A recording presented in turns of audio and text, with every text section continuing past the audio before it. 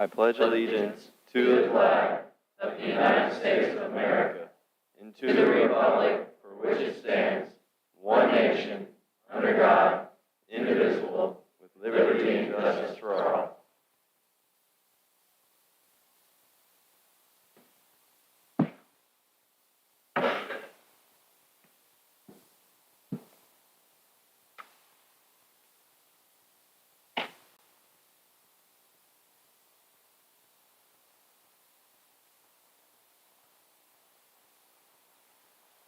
All right, this is our time for public comment. Do I have the public comment sheets? Are they here? Where? Oh, thank you. There it is. All right, I have nobody signed up for public comment, but as always, anybody? All right, so we'll close public comment.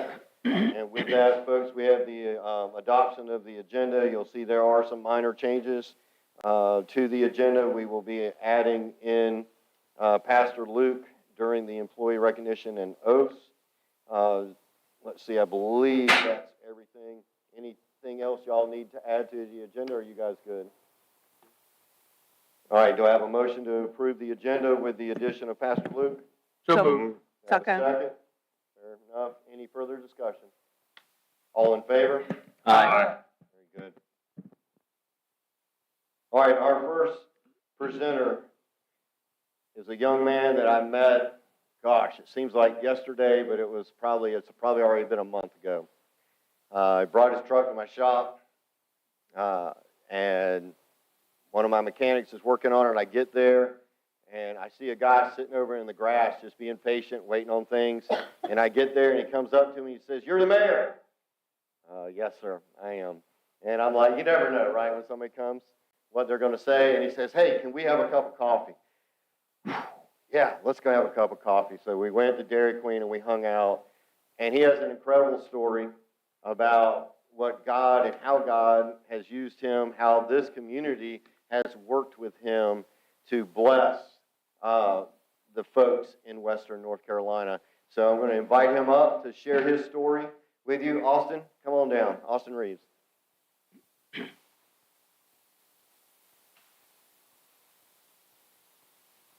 Good evening, folks. Can everybody hear me all right? I'm not one for public speaking, so bear with me, please. I wrote a speech for tonight that I'd like to get to. Awesome. I need you to bring it up a little bit to your mouth. I wrote a speech for tonight, but the Lord's called it on me to share with you guys what we witnessed firsthand in Western North Carolina. And I kind of opened it up with the video. This is the Green Mountain Whitsett Branch, which was formerly a state-maintained road, but now for the foreseeable future, a lady by the name of Judy Miller, who we rescued, will have to access in and out.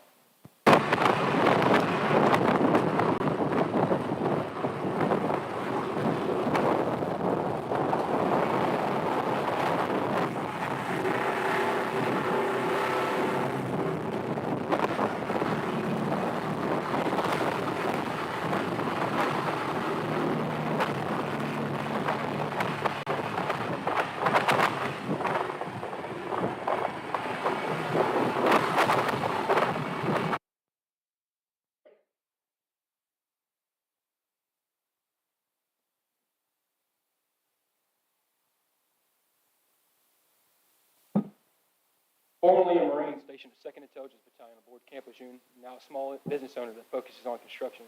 I'm no one special, and you've probably never heard my name before now. I live a quiet life with my wife and family and attend a little church just across the street at Swansboro First Baptist.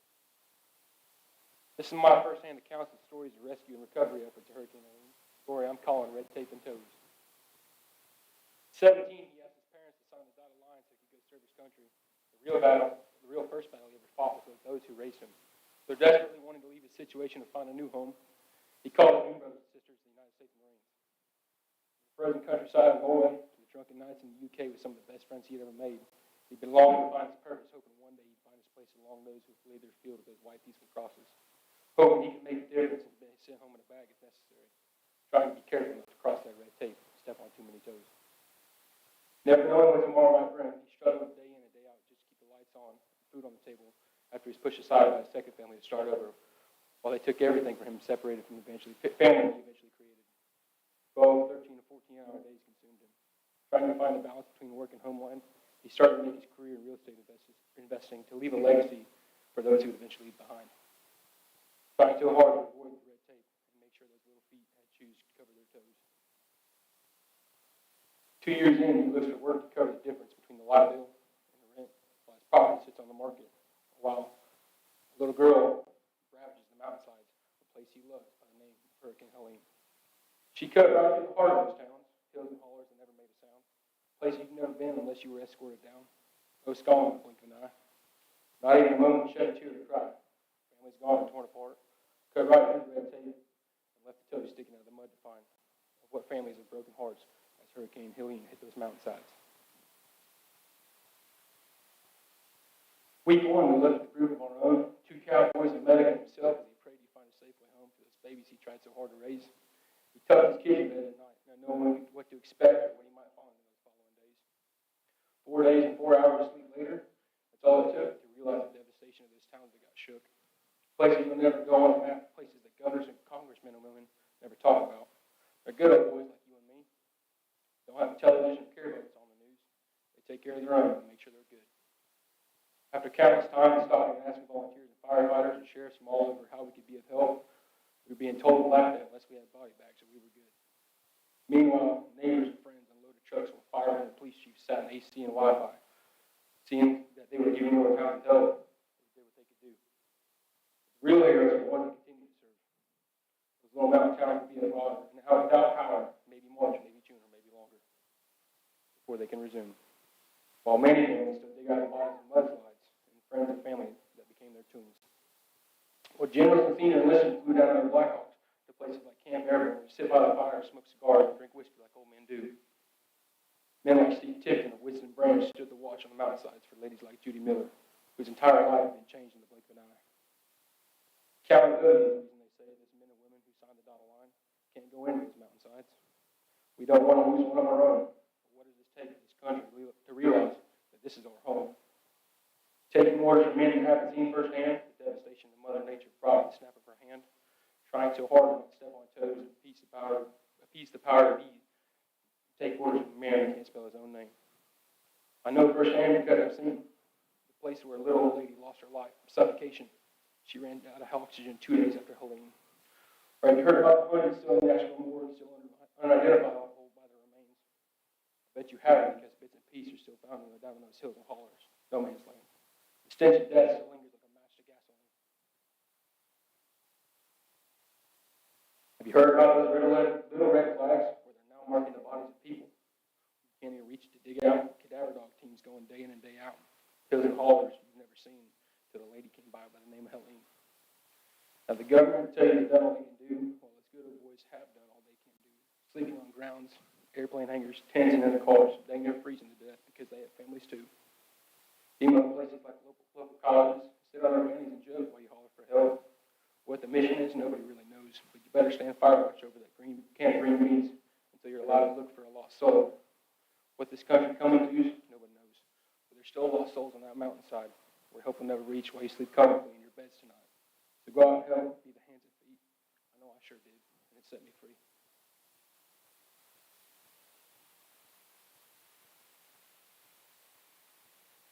Awesome. Let me ask you a couple questions, and thank you. How many times have you been up? We've been up twice now in the past 2 weeks, and we plan to go again once I get a few more. Okay.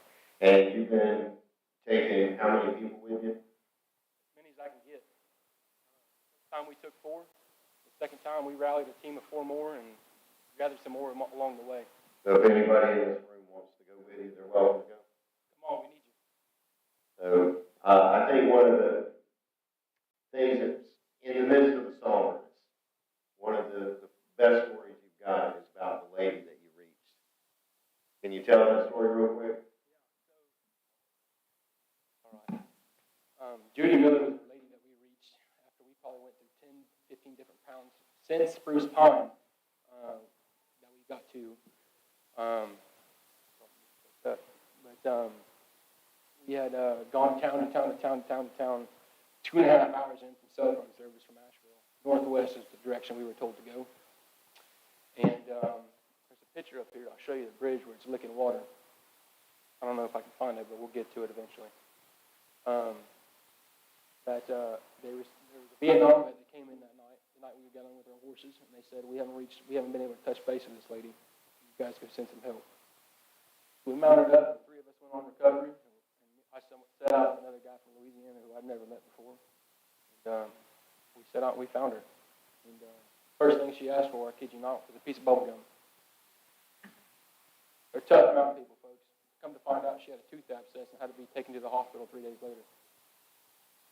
Rest assured, she got a lot of bubble gum. What needs do the folks have out there now that you are seeing and trying to address? Storage. I know from this third trip from the Rotary Club that we took out there that there is so many overflow of goods and supplies that they're almost not even accepting them anymore, sir. Heat, winter clothes, things like that, there's such an influx of them. I have a picture of a warehouse up here that's an hour and a half out that they literally cannot accept anymore because they're busting at the seams and don't have enough volunteers to help sort through the goods. From the E3 Ranch top and the Duck Commander guys we linked up with, and the Team Sentinels, a bunch of special operations guys in Banner Elk Airfield, where the mayor, his private airfield up there, he had a hangar. We were stacking stuff on top of his brand new Corvette, but that we were shuttling everything back and forth. The semi-trucks and trailers that left here are being turned around. Individuals like me who are doing the work of individuals that don't have a badge, don't have any backing, we're just mountain men trying to get home. That's all we're telling people. That we're literally serving people, and they're proud mountain folks, guys. They could have no shoes on their feet, and they'll literally take the shirt off their back to make sure you have something warm to sleep in that night. Go up there to help. You've got to push yourself on these people because they're proud people. They're up there for a reason. They're self-sufficient.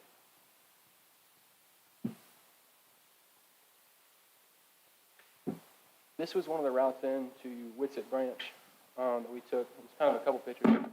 But on the left, you see a giant grader. Does anybody know what a grader is? Does anybody not know what a grader is? It kind of levels roads. That was a grader that was probably 30 feet up. It's completely covered in mud. The second picture in the middle is a Cat 350D. Looks like a Hot Wheel in the middle of it. That was me standing on the side of the road, probably 30, 40 foot up the mountainside. And Egypt Ramsey, as I was just talking with another gentleman about. Four-wheelers that were donated to us from a buddy of mine that we took up there, and that was the only way to get in and out. Again, on the bottom, Cat, the only one that the town had. On the right, you'll see Clinchville Railroad, and the water in the background, normal levels. And the brown stains on the top of it is where the water reached. And the guardrails, you'll see where the dozers pushed the mud on the side of the road so we could ride. Bottom left, you'll see some of our horses, Orchard and Snowflake. I'm not sure who donated this propane heater, but it made it to this lady who really needed it. It came from the Swansburg Rotary Club, and we set it up for this lady on the right, Miss Judy Miller. So she'll take her baths for the winter of the Appalachian Mountains. Cook and clean and do whatever she got to do. Members in the middle, some college pledges from E3 Foundation. This is the night that it snowed up in Asheville. They were sleeping on an LZ for the past 2.5 weeks, which is just a glimpse. This is the warehouse I was telling you about, Mr. Mayor. It's an hour and a half out of Forest City, formerly at Rutherford Airfield.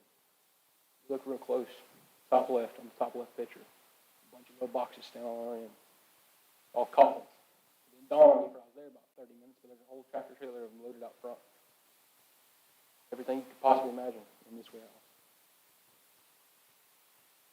This is Bradshaw Volunteer Fire Department where we first set up shop. We first got our first mission to go rescue people. That Chinook that's above right there, we were told that that's the Chinook that was on Facebook carrying hay going up in the mountains.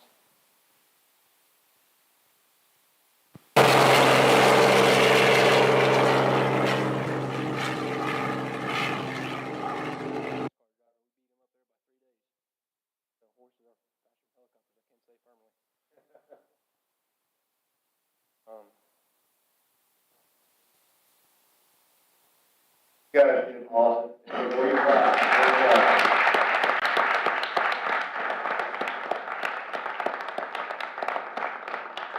Give him a round of applause for his heart, his determination, his passion, and his drive to take care and love others, if you would, please.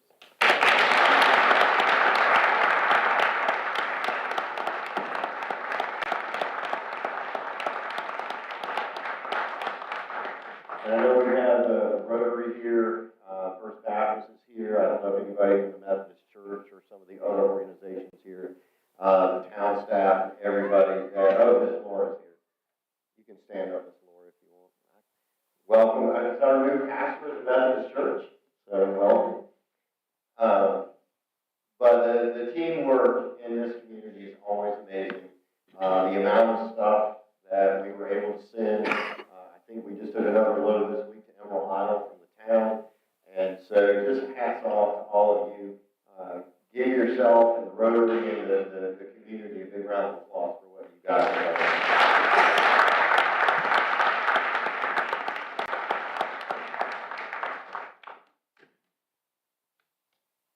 All right, we're going to transition from something very serious to something a little more fun. The Mullet Festival. We had our 70th annual Mullet Festival this past weekend, and what a success. What a success. I'm so proud of our team. And I think I'm supposed to do staff first, correct? You just got the button. You got the button. Let's see. He made a hand.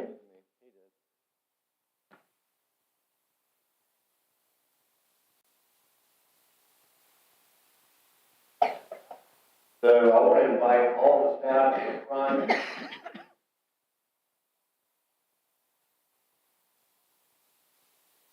Come on up, staff. Volunteers and staff, police, fire.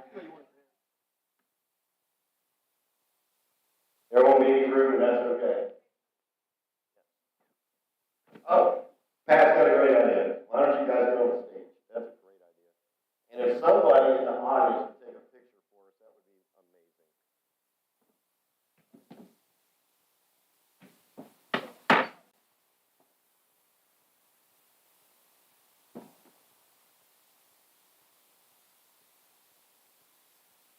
So this is our staff, our volunteers that put on the 70th Mullet Festival. We're missing a few folks, but I'm very thankful for all of these folks. And I called the board up, and called each one of them up, and I said, look, our staff is amazing this weekend. I'm going to write a letter from the mayor, but I felt like that the commissioners might want to join this one. And I could barely get the sentence out before they said they wanted their name on this letter because of the work that our staff has done. So staff, I'm going to read this to you, and I wrote it. My wife edited it with some other things to try to make it legible and so that y'all can understand it. But I tried to write it from my heart, not as a public document, so to speak. So it's going to sound a little public document-ish, but I tried to put some hard stuff in there because I really felt it from the heart. Just the atmosphere, the attitude, it is by far the best environment for the Mullet Festival that I've been a part of. And like I said, the commissioners, to everybody I've talked to, if there was a complaint, it was so tiny. They would even be like, it was amazing. So you saw the article in the paper complimenting you guys, all the praise that you guys are getting. You deserve and earned all of it for a fantastic weekend. Let me read this to you guys. So, dear valued staff of Swansboro, I hope this letter finds you all in good spirits following an incredible 70th annual Mullet Festival weekend. As your mayor, I am filled with pride and gratitude for the outstanding work you all put into making this event a huge success. From the solemn tribute to our fallen fishermen at the Blessing of the Fleet on Friday night, to the bustling streets filled with I heard as high as 40,000. I don't know if it was that high, but that's the number that was thrown out there. 40,000 visitors. Every moment of the festival was a testament to your dedication and professionalism. Deborah Phillips's touching ceremony, record-breaking parade attendance, and filled parking fields at the Ward Farm. Mr. Freshwater, thank you for letting us use. So that's why your special permit won't pass tonight, because we won't have parking. So, to the magnitude, your exceptional planning, record farm planning, absolutely excellent. By the way, our record director is front and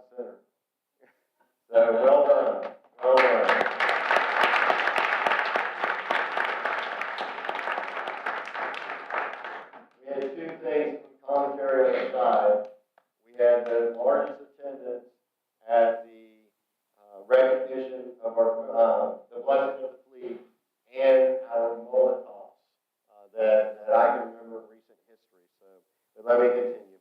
To the Parks and Recreation Department, your leadership was nothing short of phenomenal. Your careful planning and execution set the tone for the entire festival. To Public Works, your tireless efforts in keeping our streets clean and managing logistics were seen and appreciated by all. Paul Brown, is he here tonight? I mean, I caught him driving that car around, unloading trash cans. Please let him know we mentioned him tonight. But none of this went unnoticed. To our police and fire departments, your presence provided stability and security in our environment. Your friendly demeanor added to the festival atmosphere. Officer Hibbs, we have one for you.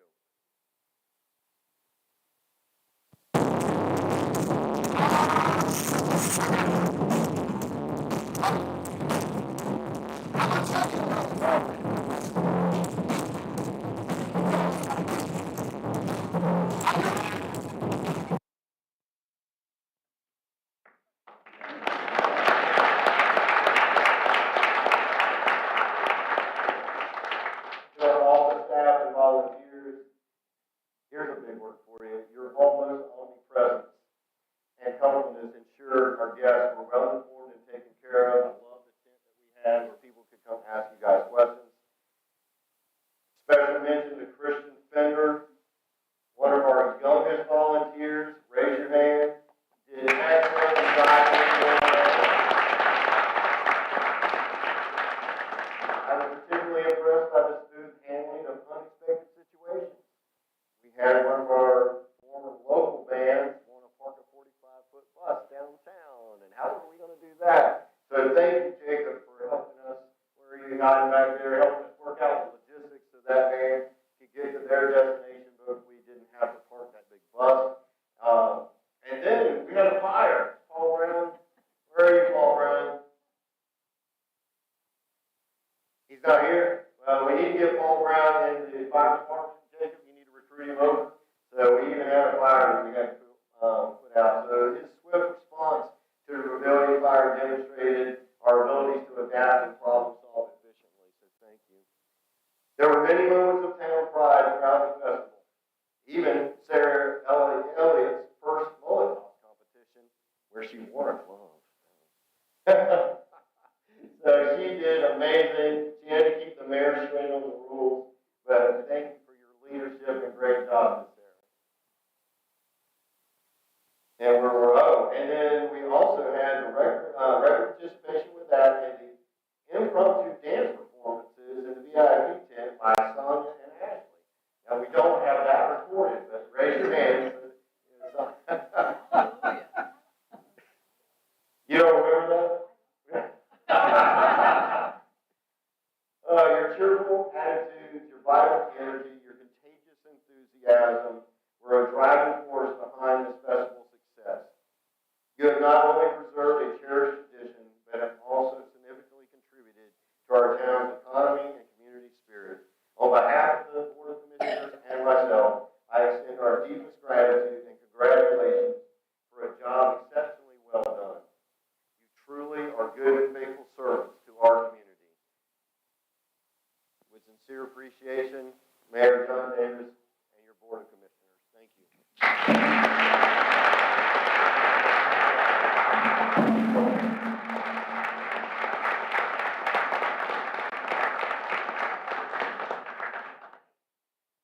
You guys may be seated. Thank you. Unless you would like to shake the commissioners' hands, they are proud of you. Lord. Thank y'all.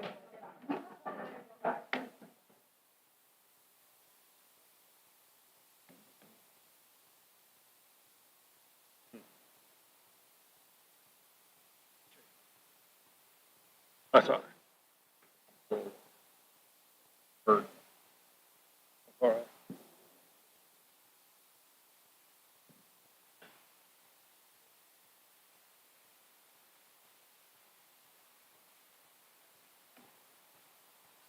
Is Jamie Dunn? Jamie Dunn, are you here? You still here? Jamie, come on up. You're going to help me with parades. This guy, I think every year I see you at the parade, right? Elvin, how many years in a row? 25 years in a row helping with the parade.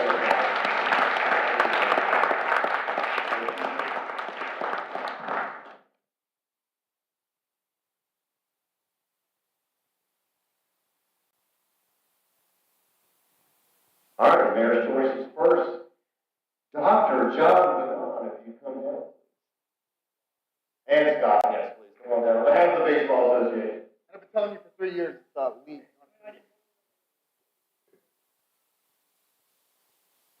So thank you guys. This was the Mayor's choice. They ran with me for 3 years, and I had to go with the home team this year. The kids were so well behaved. They were so energetic. I think we had as much fun going back to the staging area. They were getting cars to honk horns, Mack trucks to honk horns. They were having a ball. They did great in the parade. Thank you, and we had it for you guys. Thank you guys. Scott, again, well done.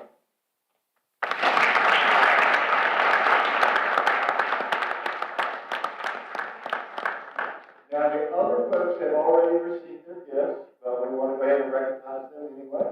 And so I'd like to invite the Swansboro High School marching band. Are they here?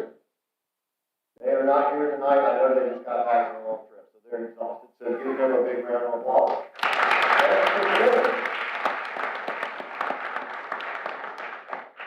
And best in show, I know they're here. Cheerleaders, come on down. Take your hand. Well, after you're done shaking my hand, you can shake the board's hand. Thank y'all for investing so much. As y'all look at that picture, a lot of time invested. Congratulations. Thank you. Congratulations. Thank you. All of you. Congratulations. Hey. Thank you. Do we have any cheer fans for the coaches here? Thank you.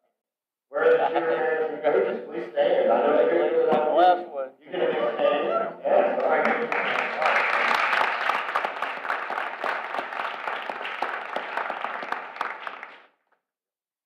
And most creative, do we have Swansboro Elementary Pirates here?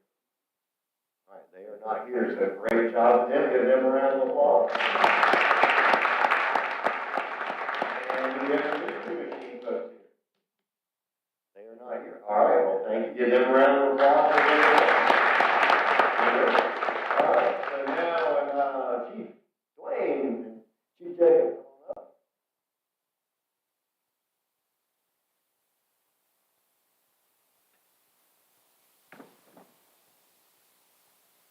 Let's see, which one do we want to do first here?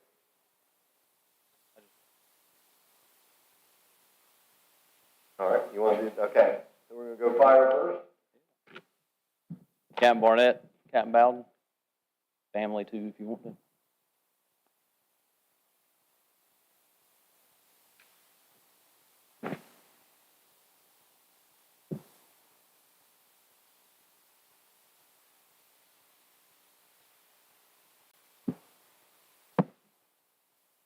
Mayor, commissioners, citizens, we're introducing 2 fire captains tonight.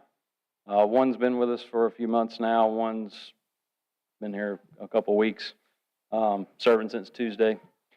So I got Captain Brandon Barnett here. Originally joined Swansboro Fire Department in September 2023 as a part-time employee, and in March of this year was selected for the position of full-time fire captain. He's extremely dedicated and a passionate fire officer, stressing quality in his everyday leadership. Captain Barnett recently obtained his associate's degree in public safety administration and fire management, and was the 2024 recipient of the Tunnel to Towers Follow the Footstep Award. He comes with a wealth of knowledge and experience from a career at the city of Jacksonville and the city of New Bern before joining our team. He is married to his wife, Corey, and they have a daughter, Avery, and he is currently assigned to C shift. Captain Bowden and Laura, we really got him. It's all right. We really got, we selected him because the Methodist Church, because of her, it's really for him. But Captain Bowden recently joined the fire department after relocating with his wife, who's the new Swansboro United Methodist senior minister. Captain Bowden brings over 15 years of experience, 10 with Hillsboro Fire Department, and until recently was the fire chief with New Hope in Orange County Fire Department, which there's 5 of those in the state. Don't get confused, he'll remind you. Even in his short amount of time with us, he has been and will continue to be an instrumental part in our company level leadership, and he is currently assigned to A shift. So these are our 2 new fire captains with the fire department.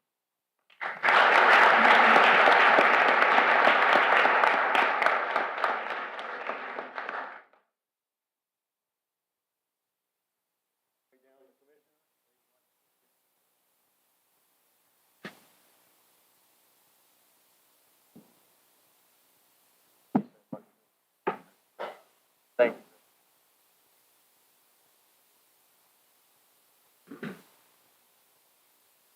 Jason Rodriguez. Will be swearing in a new police officer this evening. It's Jason Rodriguez. He comes through us via the Marine Corps, also through the civilian police agency of Camp Lejeune.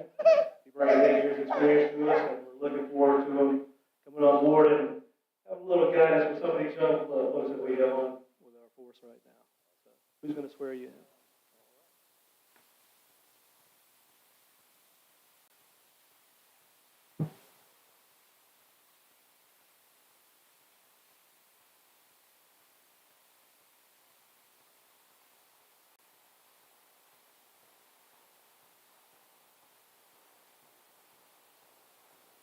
There you go. There you go. So before I swear him in, sometimes people already have a story. And I love stories of encouragement. This guy was over at the town hall, and the ladies were talking about a new officer, and they said, he was over telling us how great our town was and how great the Mullet Festival was. How great is that, right? Your first few days on the job and you're already encouraging people. So, officer, thank you for that. That meant a lot to me to hear that. I appreciate it. All right. You know how to do this, right? All right. I. Yes, sir. Please, and raise your right hand. There you go. All right, you ready? All right. I. What's your name? Do solemnly swear that I will support the Constitution of the United States. That I will be faithful and bear true allegiance to the state of North Carolina and to the constitutional powers and authorities which are and may be established for the government thereof. That I will endeavor to support and maintain and defend the Constitution of said state, not inconsistent with the Constitution of the United States.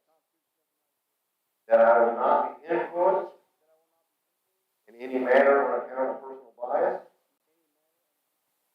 or prejudice. That I will faithfully and impartially execute the duties of my office as a police officer according to the best of my skills, abilities, and judgment.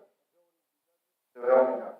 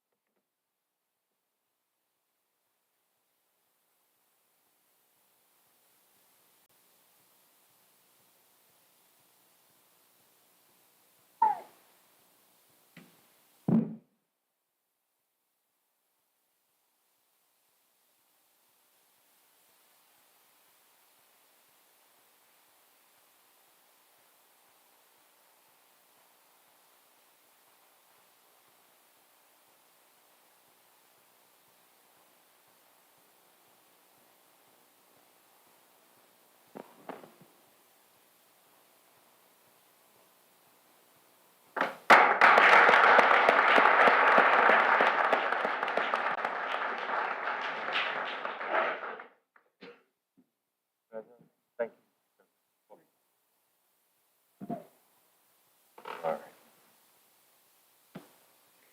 All right, so folks, we have one more presentation. So I'm going to ask y'all to hang on for me, and then we'll do a recess after this one. And it's my honor and privilege to invite up the Coastal Carolina Veterans Memorial Gardens. I believe we have Miss Mary Pat, we have Dr. John Denon. Who else do we have on your team, sir? Mr. Scott, Mr. Dave Brown, Miss Jennifer, right? Miss Jennifer Michelangelo is here. So,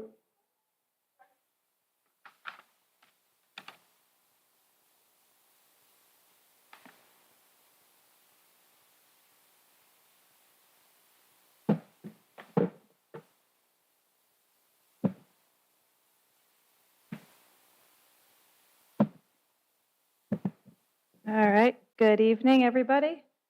I have my presentation here because I can't see up there. So getting us started here, as John said, we are the Coastal Carolina Veterans Memorial Gardens.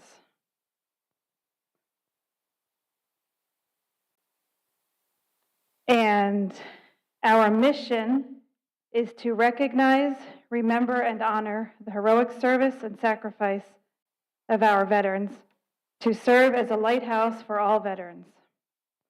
It is our vision to create a solemn, living reminder of the immeasurable sacrifices of our veterans and their families, a peaceful sanctuary for locals and visitors to gather and reflect. And the values that we have are honor, to inspire, to reflect, and to educate. So that's the nuts and bolts, and I will share with you the design that we have.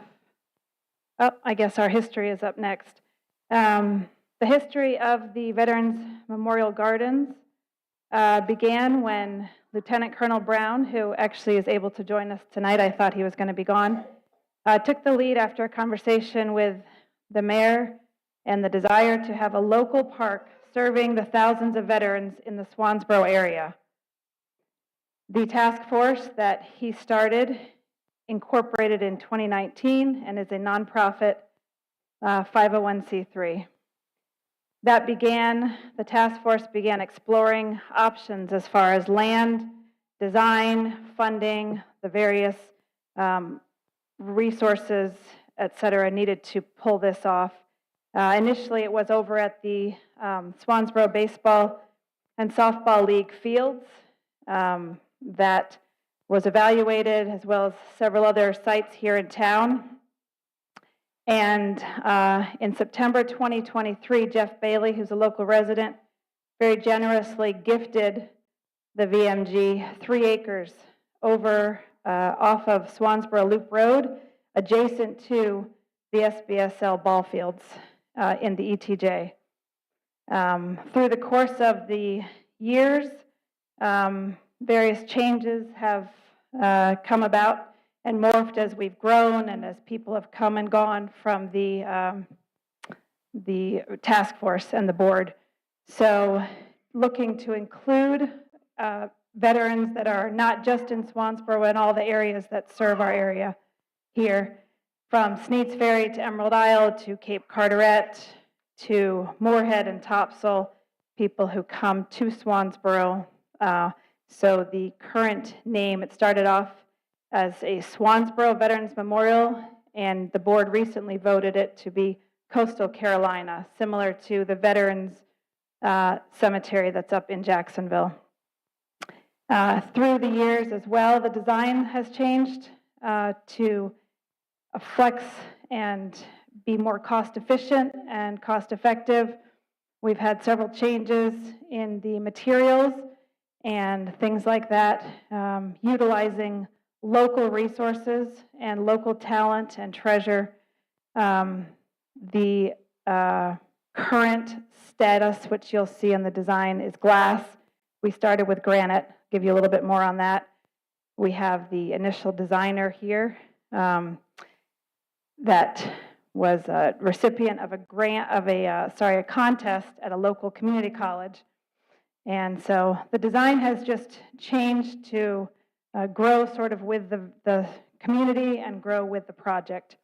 In 2024, we received a grant from the state to seed money to finalize the design and the land development and the construction. So we just took receipt of those funds at the very beginning of June, and there are some very stringent quarterly reporting requirements to keep on track with the state and the finance and the performance as well. We have until July of 2026 to utilize those funds and complete the project. So that is our timeline. And this is the design that we currently have. So you can take a look here at this, and you can read the slide, but basically it's going to be elevated on a mound of earth, so it's going to be visible from the Swansboro Loop Road, set about halfway back through the 3 acres, in the 3 acres rather. A raised stone base, it could be cement, it could be granite. There will be a glass enclosure around it to protect the actual monument from, I guess, people. The glass panels, we initially started with granite. That was the initial design. Jeanette was the designer. She's actually here with us, and she was the winner of that contest, and it was a beautiful granite design with the flag. That has, as I mentioned earlier, morphed into this design, which still has the heart of the flag, but with the input from the glass and the donor of the land, which is Jeff Bailey, we have decided to put images representative of the various branches, as you can see there, you know, from a tank to a helicopter to carrier and that. So each of those glass panels will represent a waving black and white flag. The images will be interspersed on that and etched into the glass. And then you see below on the top of the cement, or the stone base will be the mottos of the service branches, as well as the POW, MIA, and the medallions there below that. Behind that will be the 3 flagpoles rising from behind, and then we will have lighting, uplight, from the base of that so that it will be even more visible from the street. So some of these specifics as far as the design, as far as the size, are still in, I guess, in planning phases. There's all sorts of things now that we've switched from the granite to the glass for wind rating and those sorts of things, but we're working closely with not only the designer, but also the land folks and the glass people as far as what the load is. And going forward into the future, in order to bring this monument to bear here, the first plan is the monument, the first, and the parking and the lighting and the landscaping for the design that you just saw. So that will be our very first, phase is what we're calling it for that. Then followed by that will be the ceremonial space where we see to host various events from Veterans to Memorial Day events out there at the site, retirements, etc. And along with this space will be the benches and the donor brick paths leading to the site that you just saw. There are also other discussions about adding in a battlefield cross or interactive displays, educational pavilion so that we can host programs and school groups and students to come out here. There's also been discussion with some of the other local veterans memorials in the area to make it a part of a trail, a veterans trail, including the one that's going up in Jacksonville, the other things throughout North Carolina, the state, to include that in a veterans trail. We've also talked about doing a reflection pool and therapy gardens where veterans can come out and tend to the gardens. And then the last stages, which is why there is a plural gardens, would be to have thematic gardens, is what we call it, or features, which would honor various components from special members of the community who are veterans and heroes here in Swansboro and the area around, to highlight them and spotlight them. We've had various people come up to say, we'd like to be a part of this. My father lived here. He was a merchant marine, and I would like to honor him, and things like that. So, and the other features would be things like military families, first responders, women warriors, women in combat, a big issue, especially for Jeff, who's our generous landowner, is the mental health PTSD side of veterans and the battles and the struggles that they face, and the more modern warfare post 9/11 engagements. So those are all things that are down the road that we are looking at once the monument, the parking, et cetera, is all put into place. And again, this is an active living memorial. So, as the community grows and as the community changes, so we will also shift. As far as funding the memorial, as I mentioned, we got a big grant from the state of North Carolina to the tune of $200,000, which we have just started using. We just submitted our first grant report on that, and that will be the basic seed money to get this off the ground, finalize the design, as I said, and get the major portions going. Beyond that, then, oops, did I already go back? Bottom one, funding. So beyond that, we have our initial plan as far as funding the memorial, not only the construction of it, but also the ongoing costs. And that will be, as I mentioned earlier, we have bricks and pavers that can be inscribed. We've already had several people from the community who would like to honor their loved ones order those bricks. We have benches and sculptures, which we're planning to have throughout the memorial and around the gardens. We're also pursuing other private and foundation donations from local families and individuals who would like to be a part and somehow recognize and honor their family, and pursue other local and government agency grants from the local TDA here to the one in Onslow County, with the idea that we're going to be bringing people here to Swansboro to visit the memorial and then stick around and spend money here and participate. We're also looking for partnerships with local schools as far as and civic organizations, civic groups to help maintain the memorial, the grounds, the actual memorial itself. A main one is the SBSL, which is adjacent to the property where the VMG will be located, and that would be for the maintenance as far as the grounds and the care of the memorial. There are also local groups like the VFW who are here, the American Legion, who generously hosts our meeting every month, the DAR and other civic organizations that have already contributed money and expressed the intent to help us maintain this memorial once built.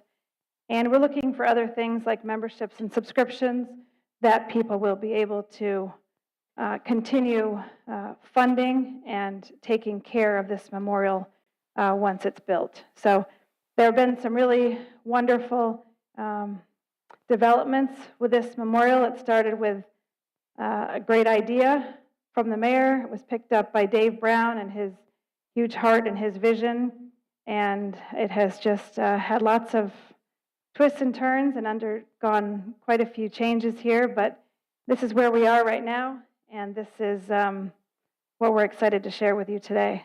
So, Well, thank you, Ms. Pat. Any questions from the board members?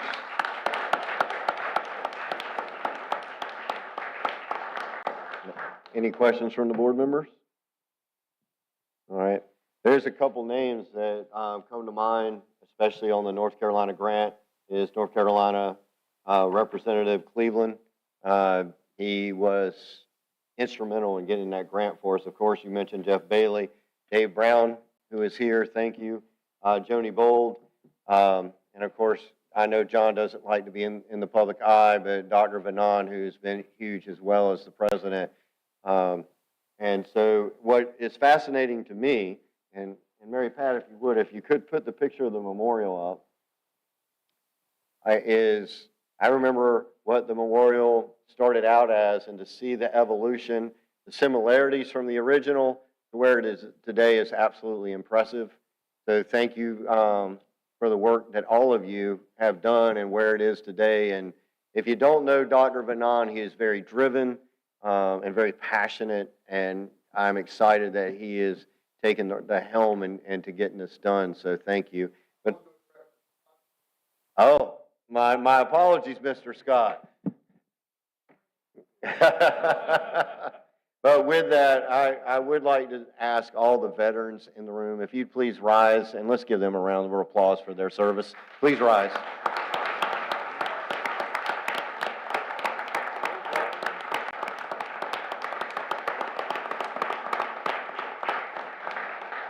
Thank you, Miss Mary Pat. Well done. All right, with that, folks, again, what a great first hour. Just to be able to recognize people, see the successes that you have generated. Did I forget somebody? Who did I forget? What's that? Oh, we got the grant recognition. Luke came all this way, and I almost forgot it. He thought he was free. He was waiting to go out the door, John. All right, Luke, come on up. I did skip over you, my friend. Come on up. And Jacob and Dwayne, if y'all would come up with him as well. First of all, I am a Baptist pastor, but I'm not going to be long-winded, I promise. He said that in the last meeting I was at.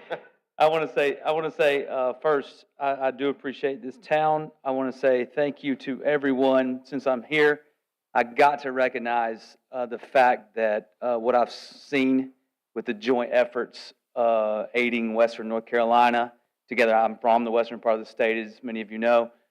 So the joint efforts, I saw no agendas. I've seen the Rotary step up. I've seen our civic organizations step up, our town step up, the mayor step up with no agendas. And for that, I am very thankful, because that doesn't happen in many towns. And I'm very thankful for the privilege to work alongside of all of you, our schools, our town, everything, just joined together because people needed help. For that, I think we owe a round of applause to everyone that was involved in it.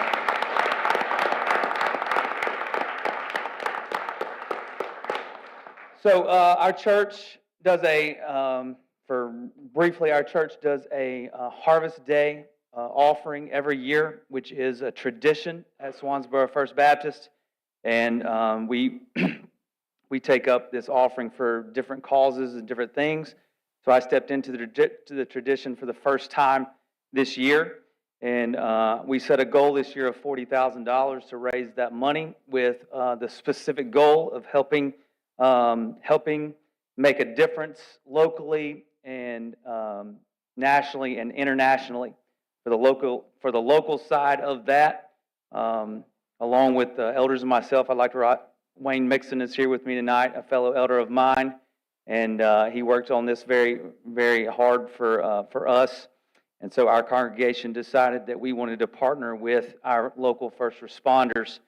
And so in doing that, we set aside $15,000 of that and we reached out to these chiefs and to their organizations and saw, hey, what do you need?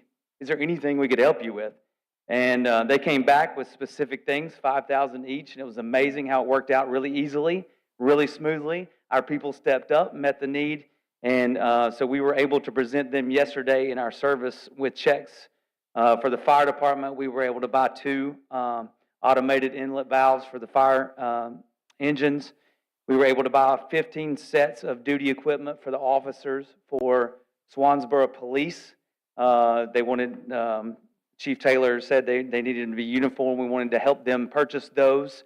That would be officer costs, and so we're glad to help them there.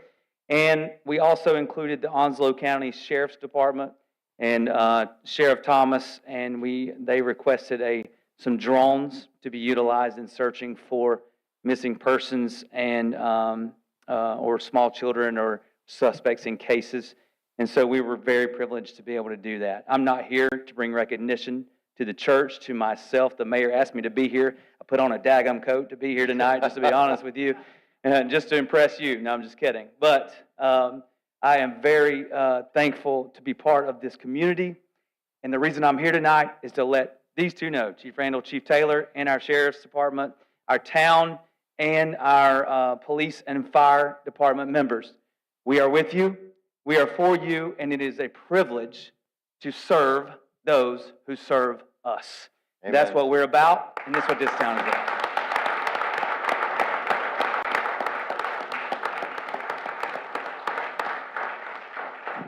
So I appreciate your humility and not wanting to be recognized, but folks, please thank First Baptist for their contribution to the team. And Luke, if you would come by and shake everyone's hand, we would appreciate it. Thank you.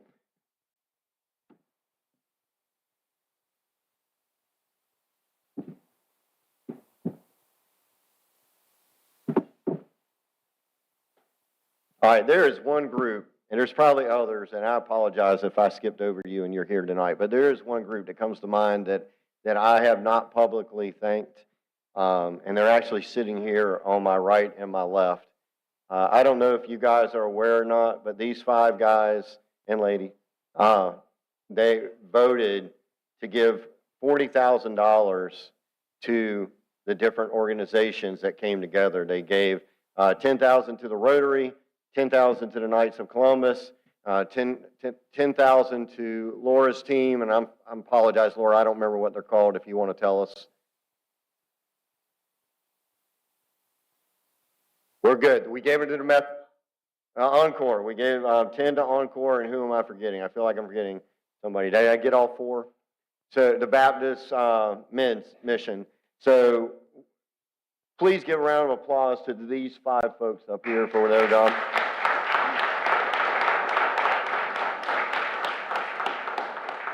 So from our cheerleaders who are ready to go home, right, they're like, dude, can you stop talking?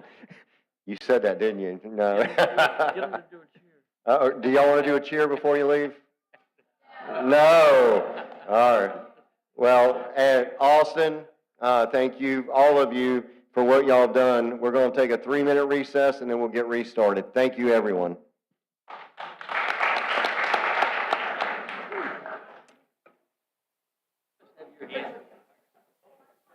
Good job. Get out of here. Go get your. How are you? Just fine, sir. How about yourself? Oh.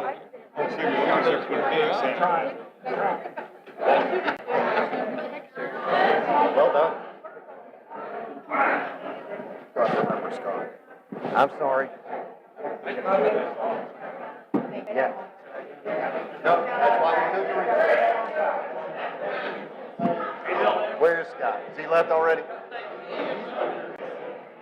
Really? I apologize. Where is he? He gone? Oh, there.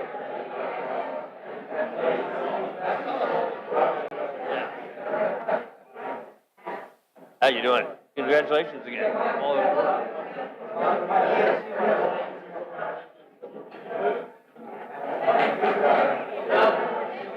You got work to do.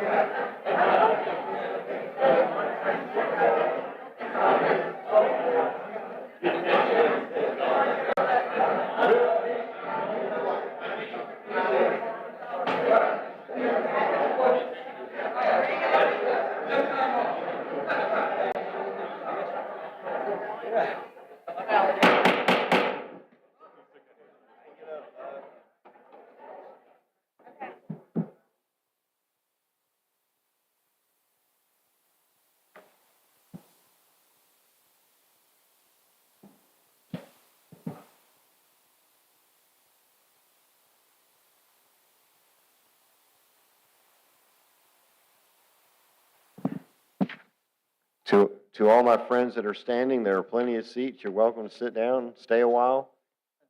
If I had a cup of coffee and some sweet tea, I'd pass it out, but we're glad you're here.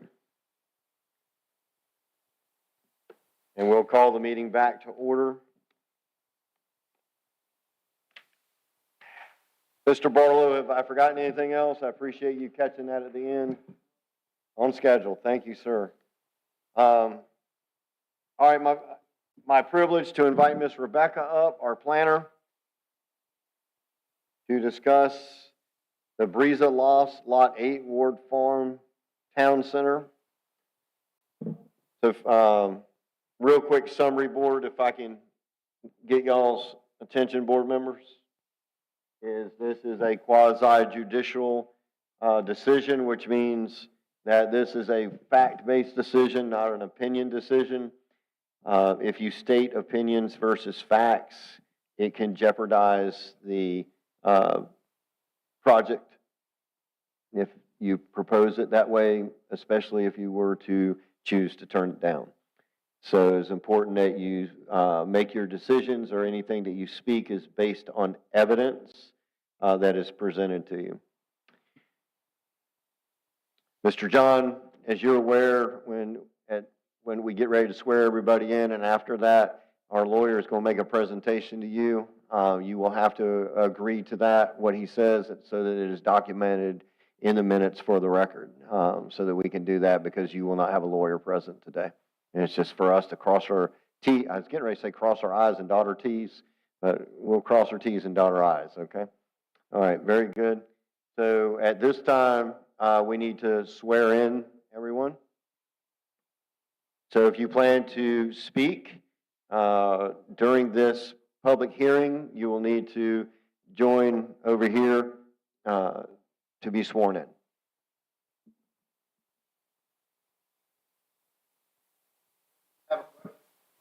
Yeah, we will have a public comment time, and if you plan to speak or ask a question during the public comment time, you have to be sworn in.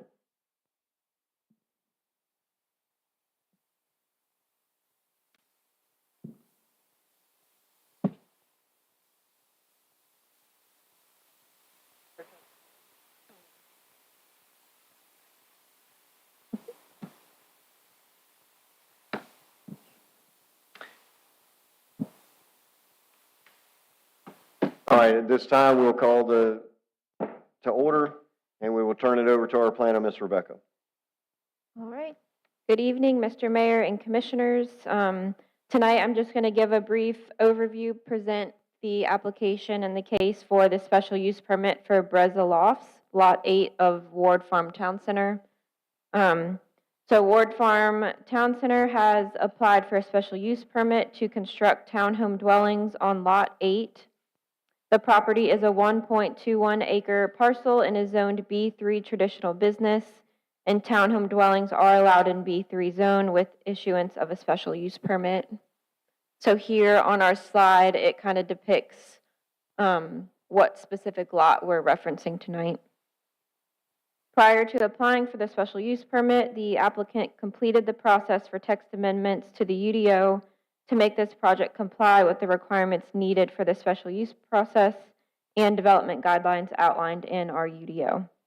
The Breeza Loft site plan has also gone through the technical review committee, which consists of department heads on staff as well as representatives from ONWASA, and made all necessary changes requested to comply with zoning, building, fire code, and etc. As outlined in the application package, the requested townhomes consist of 16 units, 4 parking spaces per unit, and a private community amenity, and is consistent with the town ordinance section 152.210, procedures for special use permit, and also appears consistent with the future land use map found in the CAMA land use plan update, which labels Ward Farm as a traditional town center.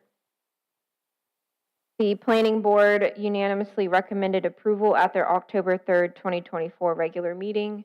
So here we just have our zoning map for town, and it's important to note, as we did for the text amendments as well, Ward Farm is zoned B3, and it's the only B3 area in town is this very small area. So everything we're referencing as far as code is very specific to this one small area.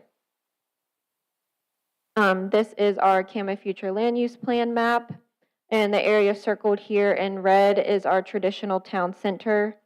So it's important to note that's the area that's labeled for this as well. So I will briefly go over my staff report,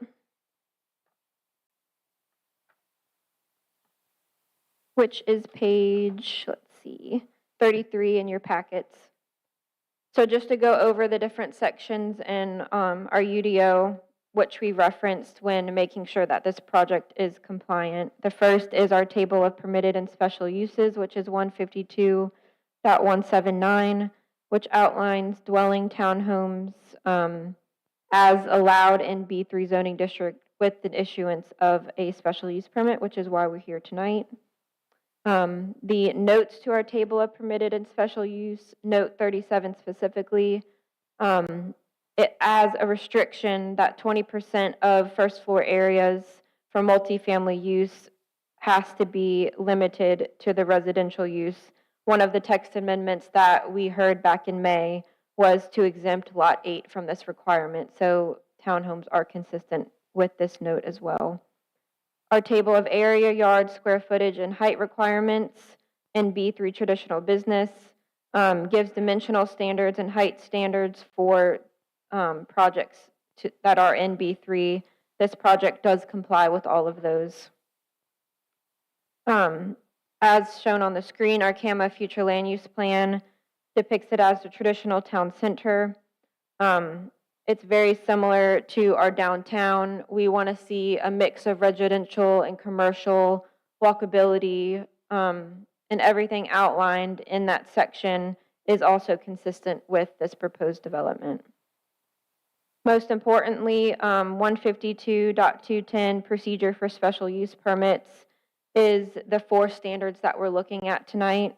The first one is the special use is allowed pursuant to 152.210 and meets all required conditions and specifications, including without limit those set out in section 152.211. So that goes along with all of the sections in the UDO that I just read, which support the project. It's consistent. Number 2 is the special use will not materially endanger the public health or safety if located where proposed and developed accordingly to the plan as submitted and approved. The site plan was designed by an engineer, so that is verified, and it also went through our technical review committee to ensure that it meets all codes for safety. Number 3 is the special use will not substantially injure the value of adjoining or abutting property, or the special use is a public necessity. There is a sealed appraisal report, and we have the appraiser here who will speak a little bit later on her report. And number 4 is the location and character of the special use, if developed according to the plan as submitted and approved, will be in harmony with the area in which it is located. The special use shall demonstrate conformance to the land use plan or other plan in the effect at the time and address impacts of the project as required by General Statute 160A-382B. And as we already went over, this project is consistent with the traditional town center as labeled in our land use plan. So that is my report, and before we continue on with questions, these are just some architectural renderings of the proposed townhomes, which I think depict nicely what they will look like. So that first one was the front. This is the rear where it shows parking spaces. Another angle, and just an overhead view of how to look in relation to Ward Farm currently. All right. Is there any questions for me? Board members, any questions? All right, hearing no questions, at this time I'll open up the evidentiary hearing part of this. So at this time, if the applicant would like to present any evidence, this would be your time, including your appraisal. Yeah. Oh, sorry, hold on, wait, yeah, you're right. We got to have Raz do the question for you, John, sorry.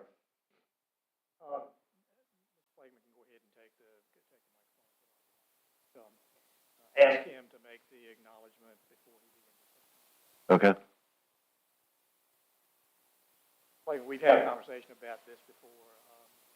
I explained to you, I think all of the board members may not be privy to that. The North Carolina State Bar has an ethics rule that provides that anyone who appears in a representative capacity and does the sorts of things that an attorney would do in a local government quasi-judicial hearing may run afoul of the unauthorized practice of law requirements of the state bar.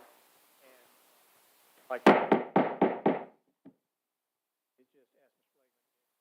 Flagrant, in order to stay in compliance with the state bar rules, would you acknowledge and agree that at this evidentiary hearing, you will be appearing only as a fact witness to describe the proposal, describe the project, and offer factual testimony, and to respond to any questions that the board members may have? I do.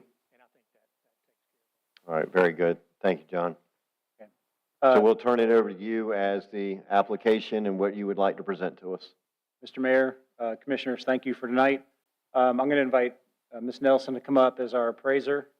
The only thing I can add is the intent of this project is to be an extension of historic downtown Swansboro and help augment with growing Ward Farm as a mixed-use community. Lot 8 was exempt from the mixed-use component for one reason and one reason only.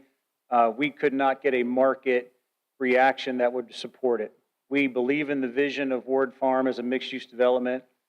We have Lot 7 as a Phase 2, which is 100% going to be commercial on the ground floor with residential above. And so I'm saying that as a matter of fact and a statement in public record. So I'll turn it over to Ms. Nelson, who we hired to do our appraisal. Ms. Nelson, if I could ask, you've been here many times before, right? Yes, sir. I wanted to make sure. So I'm going to break tradition here, which I do all the time. But on behalf of this board, I want to apologize for the way you were treated the last time you were here. I was pretty sure it was you. It was. And you were treated pretty abruptly. And I can tell you that this board is not this way. And I just welcome you back. And Thank you. I really appreciate it. yeah, absolutely. Mayor, if I may, the witness now probably needs to be qualified as an expert. Yes. I might just ask her to begin by just, and I'm sure she's done this numerous times, just to State your credentials, please. give us a summary of her credentials. Sure. Suzanne Nelson. I have my commercial appraisal license. I've been appraising for over 20 years. My office is in New Bern, and I live in Jacksonville. And I've done plenty of these. Yes. But y'all have seen my report. If there's any questions that I can answer for y'all, I'll be more than happy to. And as you know, it's stated in there that there will not be a negative impact on value for any of the adjoining or abutting properties. Board members, any questions for Ms. Nelson? Yes, ma'am. Thanks for coming. So is this going to be in two phases, or is this one building's not going to have any commercial at all on it, right? Lot 8, which is what you're seeing up on the screen, is going to be a 4-unit building and a 12-unit building as shown on that site. But there's not going to be... Not phased, no, to be all built together. There won't be any 20% commercial? No, the lot across Ward Road, which is vacant, which is at Old Hammocks and basically flanks in between, parallel of Ward Road and Old Hammocks, that will be 100% commercial on the ground floor, residential above. Is there any guarantee as to when that commercial building would be built? No guarantee at all, no. It's our intent to develop that once we get some sales activity on the Lot 8. As we worked with Ward Farm, it's our intent to take that land down as soon as we can and develop that. So I guess with the next question would be with the planner, and that's all conducive with staying within the zoning laws and all to allow that to happen. Okay, Joe? Yes, sir. Do you have a best guesstimate of what the Mike. average price per unit is going to be?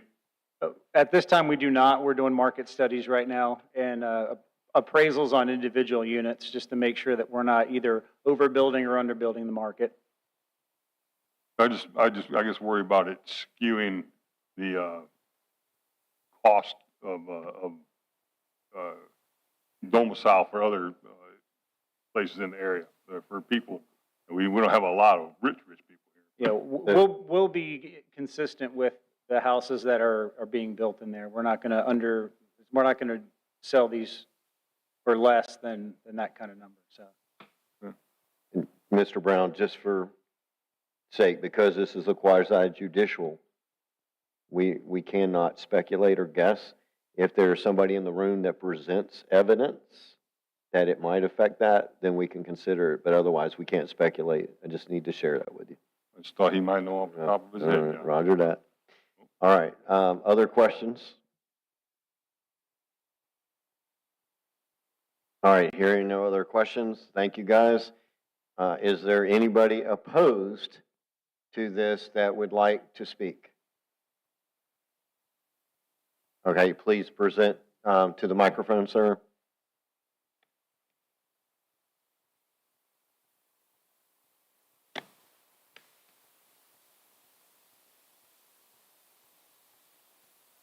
And sir, you had mentioned, is this just a question, or are you presenting evidence, or? Simply a few questions. Okay. Yeah, I live at Warren Farm. My name is John Carmen. And just a couple of questions that I have is, you say that you've done studies that say it's not going to affect the property value. Sir, if you'll present that question to me, and then as the chair, I can present it back to them, okay? They present that the construction of this townhomes, which is, first of all, the areas to develop like it is downtown. Could you remind me where the townhomes in downtown Swasboro are? Do we have townhomes downtown Swansboro? Yeah, I didn't think so either. Yeah. And they present that the building of this townhome is not going to take away from the property value of the existing or adjoining properties. I would like to know where they come up with that and how they get that information. All right, any other questions that you might have? I guess that's it. Okay, if you'll have a seat, then I'm going to ask Ms. Nelson to come up and answer your question.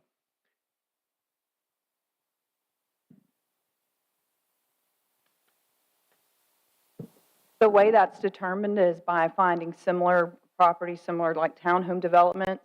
And if we typically like to look at the sale and resale of the property and how that's had any effect on the surrounding properties. And if those aren't available, then we also take into consideration how tax values have been affected since that project has been constructed. So in the analysis that I did, I pulled from, I think, Onslow, Craven, and Carteret on different properties. So that's how that was done. Okay. Sir,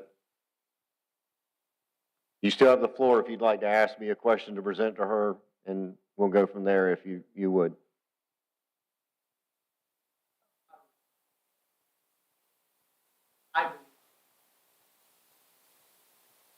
Yes, sir.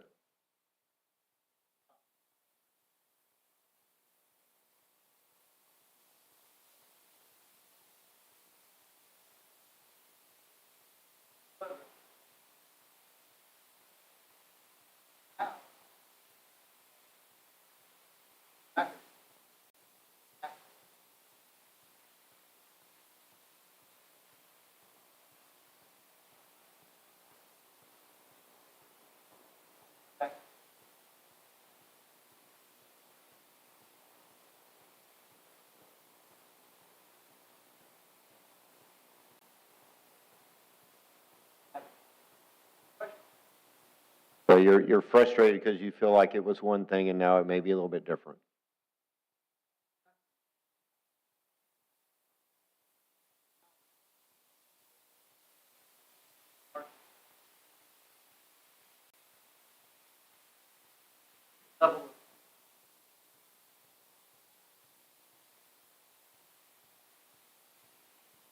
Okay, very good. Thank you, sir. All right, is there anybody else that would like to speak that is opposing? All right, hearing none. Okay, we're going to close the evidentiary hearing part of this. Commissioners, you've heard the statements. You also have the record from our planner, Ms. Rebecca. There's a couple options here that we can do. Based on the evidence I'm hearing, I'm going to make this recommendation, but you can suggest to me to do different. We have 4 guidelines that we have to meet legally for this to be approved. They are listed in your notes on page 35 and on the flip page 36. 1, 2, 3, and 4. We can do them one at a time and take a vote. One thing I would ask the board, if there's any 1 through 4 that you have concern about that you may not want to vote yes for, because there is option 5, which allows you to put requirements on if there's something that you feel there's a requirement on. For this to move forward, all 4 must pass. Even if we go to 5, then it still requires that we come back to the first 4 and that they pass. Yes, sir. To clarify, it is conceivable that just, for example, if the board is comfortable with there being evidence to support decision to approve as to the first 3 findings, but they have difficulty as to finding number 4, which is the in harmony, for example.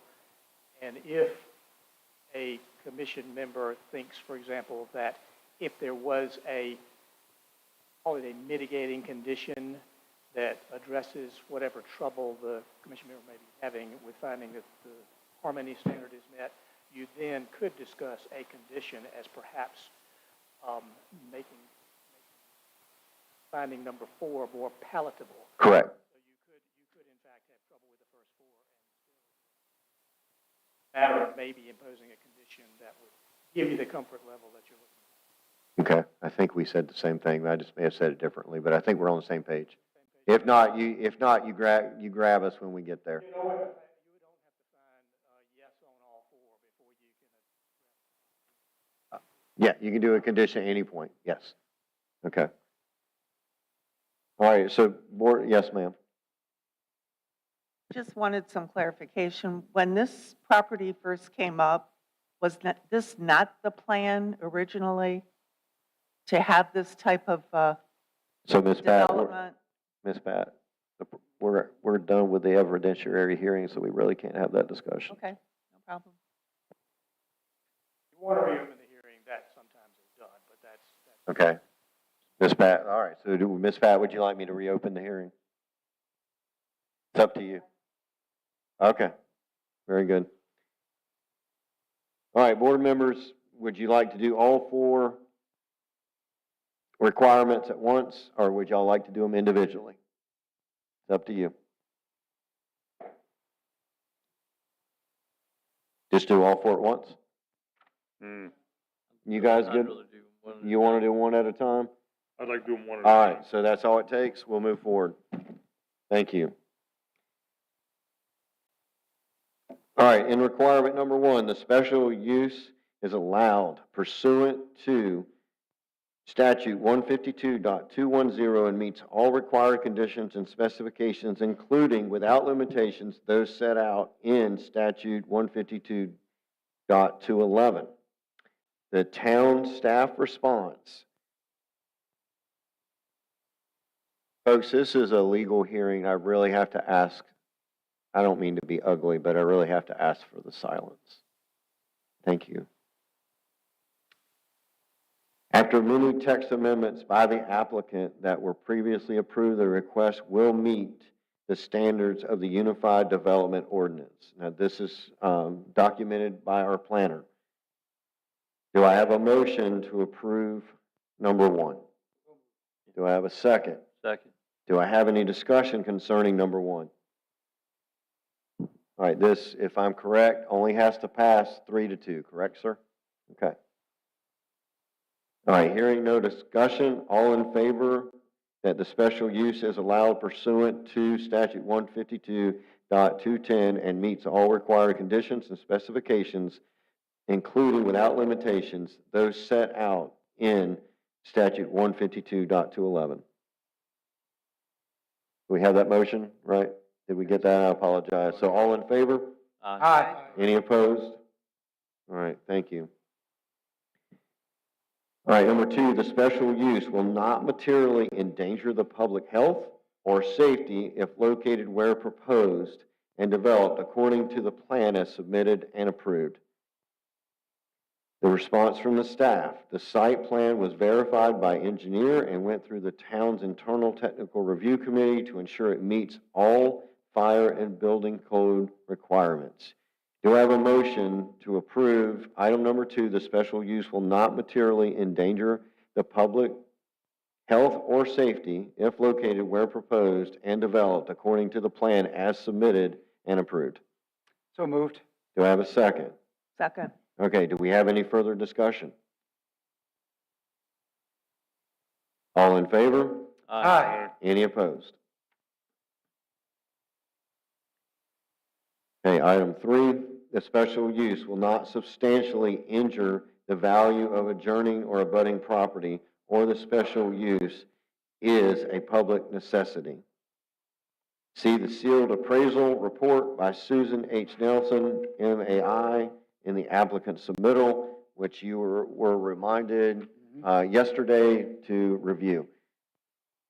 Do I have a motion to accept item 3, the special use will not substantially injure the value of adjoining or abutting property, or the special use is a public necessity? Moved. Do I have a Second. second? I hear a second from Ms. Pat. Do I have any further discussion? Yes, please. Okay, yes, sir. I'm concerned about this gentleman here's position, because quite frankly, I go to church there at the Methodist Church, and I drive by that all the time. I'm always quite taken by the homes that you guys live in over there. I think they're very unique. And when I seen this plan in my book, I was like, my God, these people are going to be looking at the back of this 3-story condo. Now, I guess we have to determine what is the special use will not substantially injure the value of adjoining or abutting properties, or the special use is a public necessity. I don't think the special use is a public necessity. It is, but it is, I think it's maybe not injure, but it's definitely affronting to you as how you interpret the value of your property. So that's my concern with this, that, you know, the people who have invested their money in these nice homes there, they're going to be looking at the back of somebody else's house, right? Which can happen. I mean, it happens everywhere. You know, our developer did a funny little twist on a house and put their yard on the road, you know, which doesn't make any sense. So that could happen anywhere. You know, the people who live behind you are looking at other people's houses. But this is tall. You can't, if you're too close to the road, you won't be able to see the sunrise. You know, or the sunset. I just, you know, I think it's a concern. I think I share your concern for it. That's all I got. No, and I would tend to agree if I was in your shoes. But unfortunately, in this situation, we have no evidence to the contrary, and we can only go on the evidence that's been given us. What evidence do we have? All right, so what we have to go by, because this is quasi-judicial, is we have to go by what Ms. Nelson presented in the appraisal. If somebody would have presented a competing document, then we could have compared the 2 documents and the facts of both documents and made a decision. But we do not have a competing document.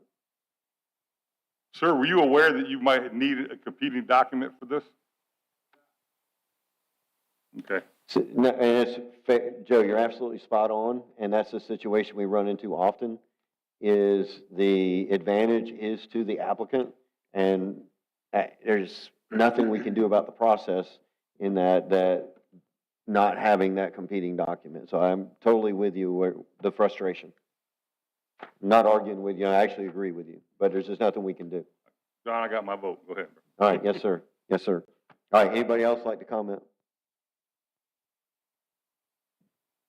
All right, all in favor? Aye. Aye. Any opposed? No. Okay, so we have 4-1 on number 3. Number 3 carries.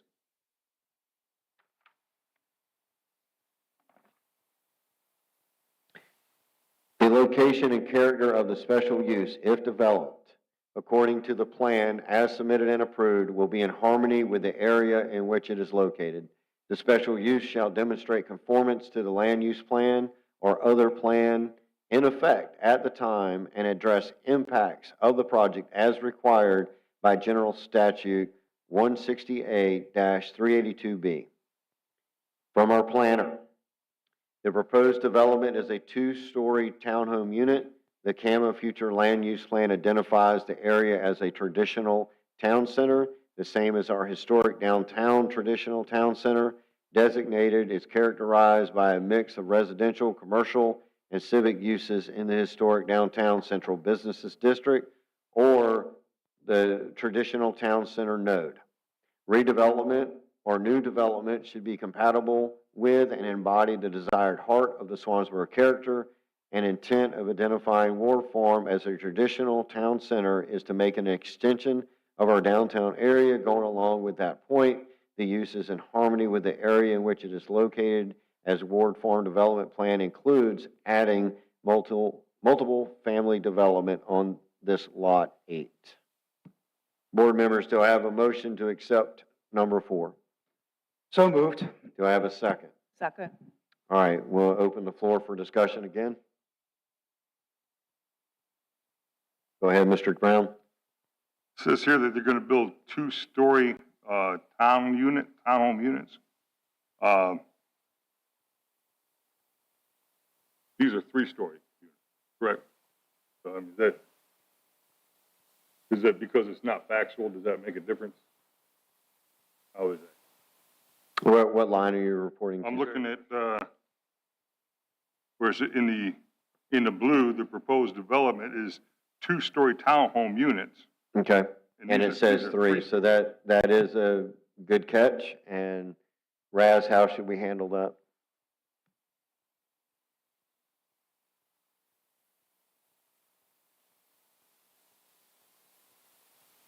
Mayor, I'm not sure if that was an error in the staff report in terms of reporting what was submitted.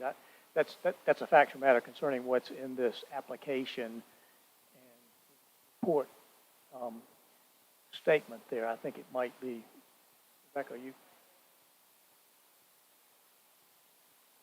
So we have an error in the report, so this should say 3-story.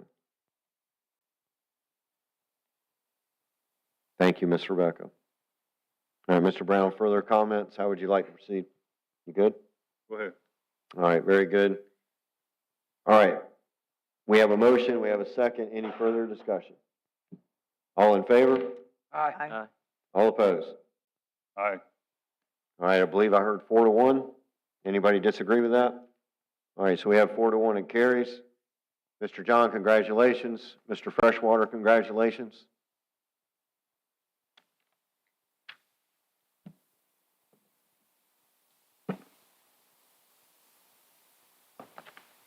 Mayor, if I may, the statute requires there to be a final written order. Yes. In this case, obviously, it's challenging to have the order ready when you don't know how the hearing will proceed and what evidence will be presented.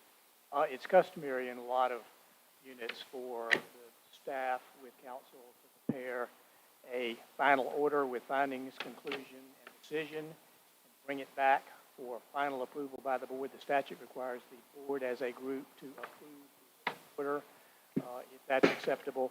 Generally speaking, no permit applications are held up during that 2-week period, and actually there's an appeal period of 30 days after that. So it's not final until after 6 weeks has Right. passed. But So, Mr. Raz, what are you proposing that we do? prepare an order and have it for the next meeting. Thank you. Excellent.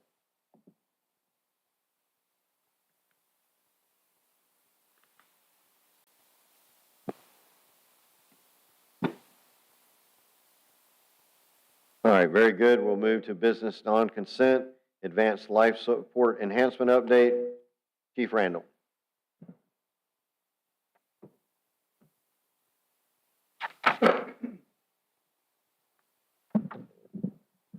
Mayor, Commissioners, this is just an update. So the PRC and the paramedic program that has been discussed now for a few months since the ambulance is relocated. On August 6th, we actually attended the PRC meeting and providers, and it carried through unanimously on both, and has actually looked excited among partners within the EMS system. So there's a lot of people on our side that's pushing for this program.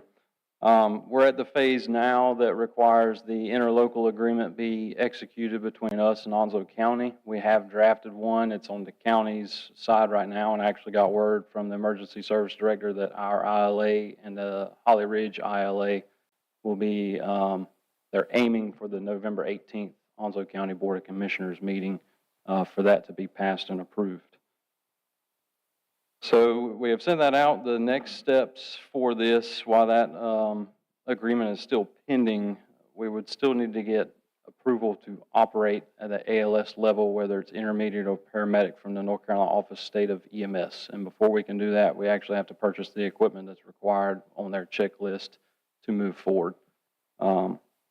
So a couple different things we're approaching tonight is approval for us to actually work with Holly Ridge for some of these equipment purchases. The bulk of purchasing in emergency services, the more that you're getting out of it, the lower it tends to be with your costs. So I've spoken with the chief of Holly Ridge. They're very optimistic that they would like to join with us to help lower the cost for the equipment that we're going to need for the ALS program. So the first action we're requesting is approval for us to draft and execute a cost share agreement with Holly Ridge for EMS plan related purchase or purchases. The biggest thing will be the cardiac monitors. Those are a big chunk of change, but they're willing to pitch in with us so that we can get the adequate between the two departments. As well as that, once these agreements are adopted and executed, we will return with a budget amendment with how much we're going to actually need for all the ALS related equipment purchases, so we can get that process moving as well. Is there any specific questions you have related to where we kind of stand with the program? Is this something that you really need approval for tonight, or can you bring it back all at one time? I mean, y'all can go ahead and start the work with Holly Ridge, or is there something specific that you're needing us to approve? So the approval will be the cost share agreement, just so that we can execute it, but the budget amendment and everything at one time would come back. So what do you, Mr. Barlow, are you saying come back, do it all at once, or are you saying we need to go ahead and approve it tonight? So you do want that? Okay. Okay. Sure. Okay. Oh, no. Yeah. I didn't know if you needed our permission to be, I know it's almost like I feel like I'm giving you permission to be a team player. Well, the cost share agreement, the cost share agreement will have some down payment stuff for the larger purchases that we would come back with the budget amendment. Okay, So, very good. Yes, sir. All right, folks, do we have a motion to approve the town manager and fire chief to draft and execute a cost share agreement with the town of Holly Ridge Fire Rescue for EMS plan related purchase? So moved. Do we have a second? Second. Any discussion? Well, my one discussion is thank you. Thank you for working with Holly Ridge. I've had a couple calls from their commissioners, and they are pushing hard from their side. So thank you for the work that you are doing to make this happen. I think this is very positive. All in favor? Aye. Any opposed? All right, did Joe say yes or no down there? Well, what are you trying to say? No, I said yes. All right. Proposal to establish fund balance policy. Sonia Johnson. Oh, you got more? Yep, I'm not done yet. Oh, sorry. Self-contained. All right, go ahead. Yep. Go ahead. All right. So I've been kind of hesitant to bring this back, but we've actually got a solution. I don't like having a problem without a solution. But utilizing ARP funds, the department purchased 27 self-contained breathing apparatus a couple years ago.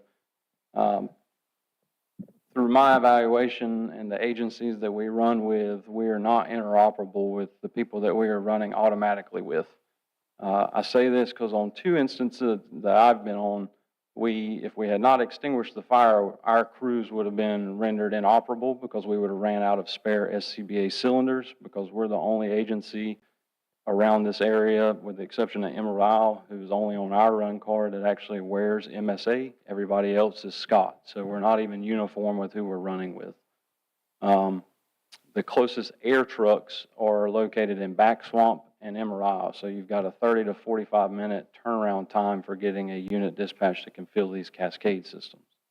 The solution to that is that we've located a fire department in Harnett County, the Somerville Bund Level Fire and Rescue, that utilizes this and actually is a small volunteer agency that has offered to purchase them. So we would execute an agreement with them. The sale price would be $200,000, which is $27,000 less than what we've actually paid for ours. So the depreciation is near minimal. Simultaneously, we would be able to purchase the new equipment, and we've actually worked it out to where the payments that they're paying us would be a revenue wash for the next 5 fiscal cycles, so that there wouldn't be any budgetary impacts until year 5, which would have been when our capital improvement plan for replacing the air packs anyway would have actually picked up. So we've kind of got that even wash, and then in the 5 years is where we would have started planning for it, which that part's not detailed in that recommended action. So we're asking for approval to transition to Scott, which will increase the safety and operations of our crew members on scene. We'll be interoperable with everybody that we're responding with. And we also have a revenue source that is coming in and washing out, so that there's no immediate budgetary impacts. It's still 5 years and gives us even more time to help plan out those capital purchases. And explain to us this revenue source again, please. Somerville, they're going to purchase the air packs we currently have. We'll keep them until our new ones come in for $200,000. And each year they're going to pay us because they're a small volunteer entity. So their payment to us is going to be the payment amount going to our new equipment. And then at year 5, fiscal year 5 is going to pick up the payments for us. And I'm where we assuming would that's take those out. guaranteed through contract? We would, yep, one of the execution recommended action is to execute a sales agreement with that. Raz actually has it to finalize everything on his All end. right, and then what's the last one? What's the, you got 300 and then you got 260. What's So 300,000 is, which that's actually got an extra 2 zeros, or either I'm yeah, I'm doing getting a things. little concerned here. That's a big number.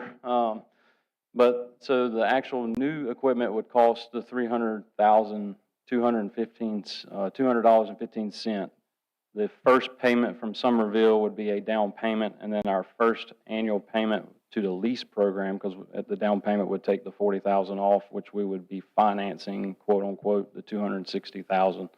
And then for the next few years, their payment of $40,000 until they hit the amount of $200,000. So essentially, we're getting the new equipment for that difference, and that's what we're financing. We would have to do. We're doing the lease program for the new equipment just for the financing. And then whatever our lease payment would be is going to be offset by their payment to us. Tanya? You making him behave? All these numbers. She keeps me in line, trust me. All right, well, it's hard to argue when it's financially a wash. I wish maybe I missed it, but I would have liked to have been exposed to this prior to making this decision like this. So for future items, as long as I'm sitting up here, I'd like a little bit more heads up. I got you. But with that said, it's hard to argue with what you've said. One is we need compatibility with our partners. You need that interchangeability to be able to work with our other team members across the county. So board, he's got 4 items asking for approval. And so I would request from the board a motion to accept these 4 items. So moved. Do I have a second? Second. All right, I have a second. All right, I do hear some quietness, so let's have some discussion. Go for it. All right. Go ahead. Hey, Chief, I just want to say, I moved here from Bund Level. Okay. That's about a speck about like that. on the map. You blow through there, you pass the post office and missed it all. Mm-hmm. And it's in a storefront. You know, so I guess my question is, the mutual aid partners of Bun Level, and I guess Somerville, are they all on the same, are they going to achieve what you're going to achieve by having everybody on the same type of system? They currently run them. I actually worked there 10, 12 years ago now, and they were running MSAs, and some partners around were running them as well. So I'm assuming that they still do, but I do not know about Harnett County operations. They're replacing stuff that is 2 or 3 NFPA editions old. Sure. And they were MSAs that they currently have. So I'm going to assume, but I do not know, and I can get the answer for you. And is our equipment in 100% operational that we're going to sell them?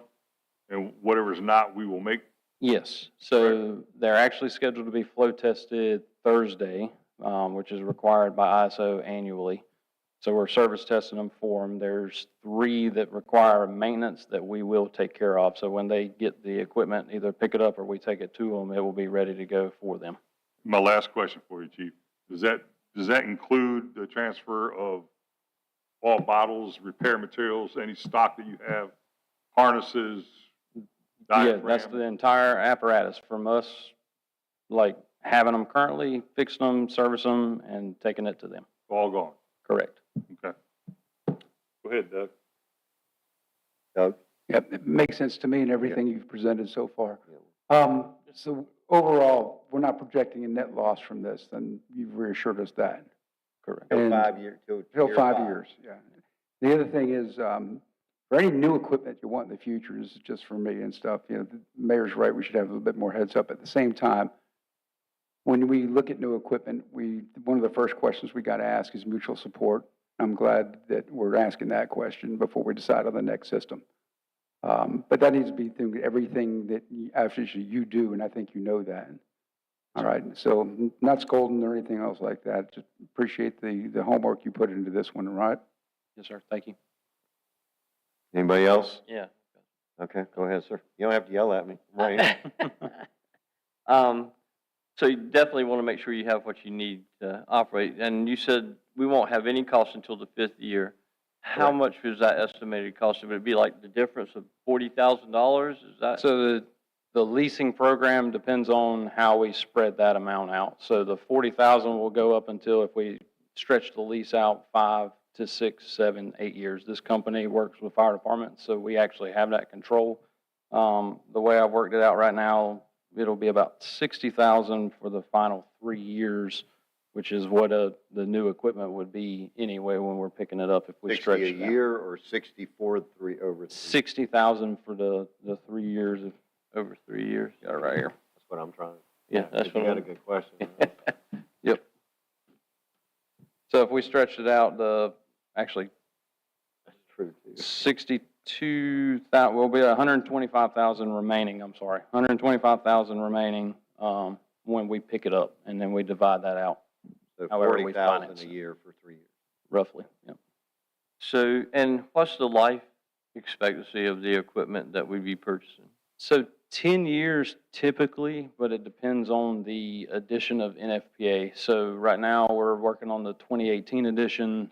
These might actually fall into the 2023 edition, and they typically allow you to have 2 editions in where you can upfit or retrofit or improve what you currently have. So those run about every 5 years. So 10 years is typically the life frame, especially if you're in a high fire volume where you're getting a lot of damage, which is why we've placed it on a capital improvement plan to make sure that we're rotating them out as they should be. So, and then it's hard to speak for other departments, but are they, you think, feel confident they'll stay with this same system? Is this like a top of the line system that they won't, they won't look to enhance theirs in the future and then make us incompatible again? Yeah, so everywhere around here, Jacksonville switch, Piney Green's transitioning to match them. So we're looking at whose partners we're running with. So everybody has still got Scott, and they're just making sure that we're streamlining operations. So nobody's changed currently. We're actually one of 2 agencies in Onslow County that have it. Rosetown, which just recently purchased theirs, but nobody else around them has transitioned. And then ours was a couple of years ago. Yeah, and I definitely want to make sure you have, so don't take it that I'm trying to No, no, throw you you're, under the bus or anything, but I definitely want to make sure you have what you absolutely. need. Thank you. Pat? Good? All right. We have a motion, we have a second, we've had some discussion. Last call for discussion. All in favor? Aye. Any opposed? Motion carries. Thank you. All right. Sonia, I think this time I can call you up. I should have had Elisa play the music, though. I want to, you were killing it out there on Saturday at Mullet Festival. Good evening, Mayor and Commissioners. The Board of Commissioners directed staff to create a fund balance policy to protect against short-term revenue fluctuations and respond to unforeseen emergencies. This policy will serve as a guideline for maintaining adequate reserves, managing unforeseen events, and supporting sound fiscal management practices. The LGC's minimum threshold is 34%.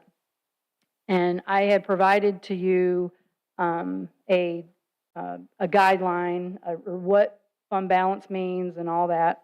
However, I also went and I did a comparative analysis of peers towns with similar service as of June 2023. And as you can see, I had mentioned Atlantic Beach here, Emerald Isle. Richlands, I could not get their minimum threshold, but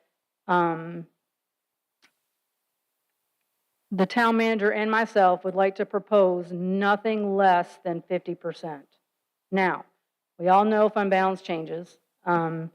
So with that said, this is going to be a revolving, I'm probably going to be bringing it back to you on an annual basis, especially when it's budget time. Because if if this is a target that you all are going to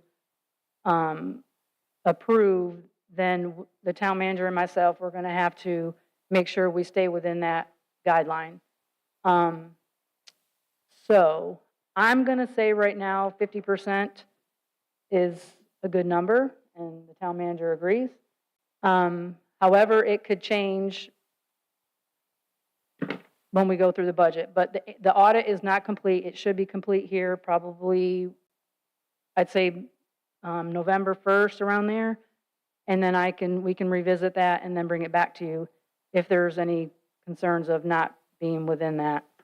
But as of my projection, as of June 30, 2024, we're at 54%. But that's just my projection. When you say percent, are you saying percent of unencumbered? So a percent of your general fund expenditures. So which is So say- $4.5 million, right? Yep. So no, that's. We're up to 6. What are we, 6 No, now? so let me just, so what I have here is the calculation, my projection, as of June 30, 2024. So we had, and this is unaudited numbers, make sure that's clear. So we had total revenues of 6.2 million. We had expenditures of 5.5 million. So there's going to be a surplus of $746,000.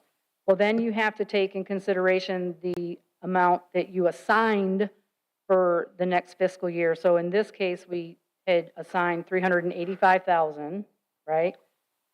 And then you have to take out the reserve for your Powell bill because that has to get reduced. And also your statute, or state statute amount, which that's like your receivables. You can't count that in the calculation. So I'm projecting having an unassigned fund balance of 3.4 million, right? But then the expenditures for fiscal year 23, 24 were 6.3. So if you take your unassigned, divide that by your general expenditures, then that's how you come up with that calculation. So I have a projection of 54, but we'll wait and see what the audited numbers come in at. And how do you track that? How do you make sure that we're not dropping below that? That's my whole, it's got to be monitored all the time. So, because it could change. Just like, Asking how she does it. the fiscal year, like you had assigned $723,000 of assigned fund balance. So once that audit comes back, we're going to probably have to come back to you, for sure. So, significant difference between Atlantic Beach and Emerald Isle.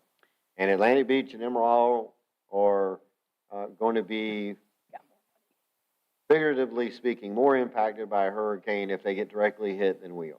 They have a much larger tax base, too. And they do. They have a larger tax base, but why do you feel that we need to be 15% above the highest that you have listed?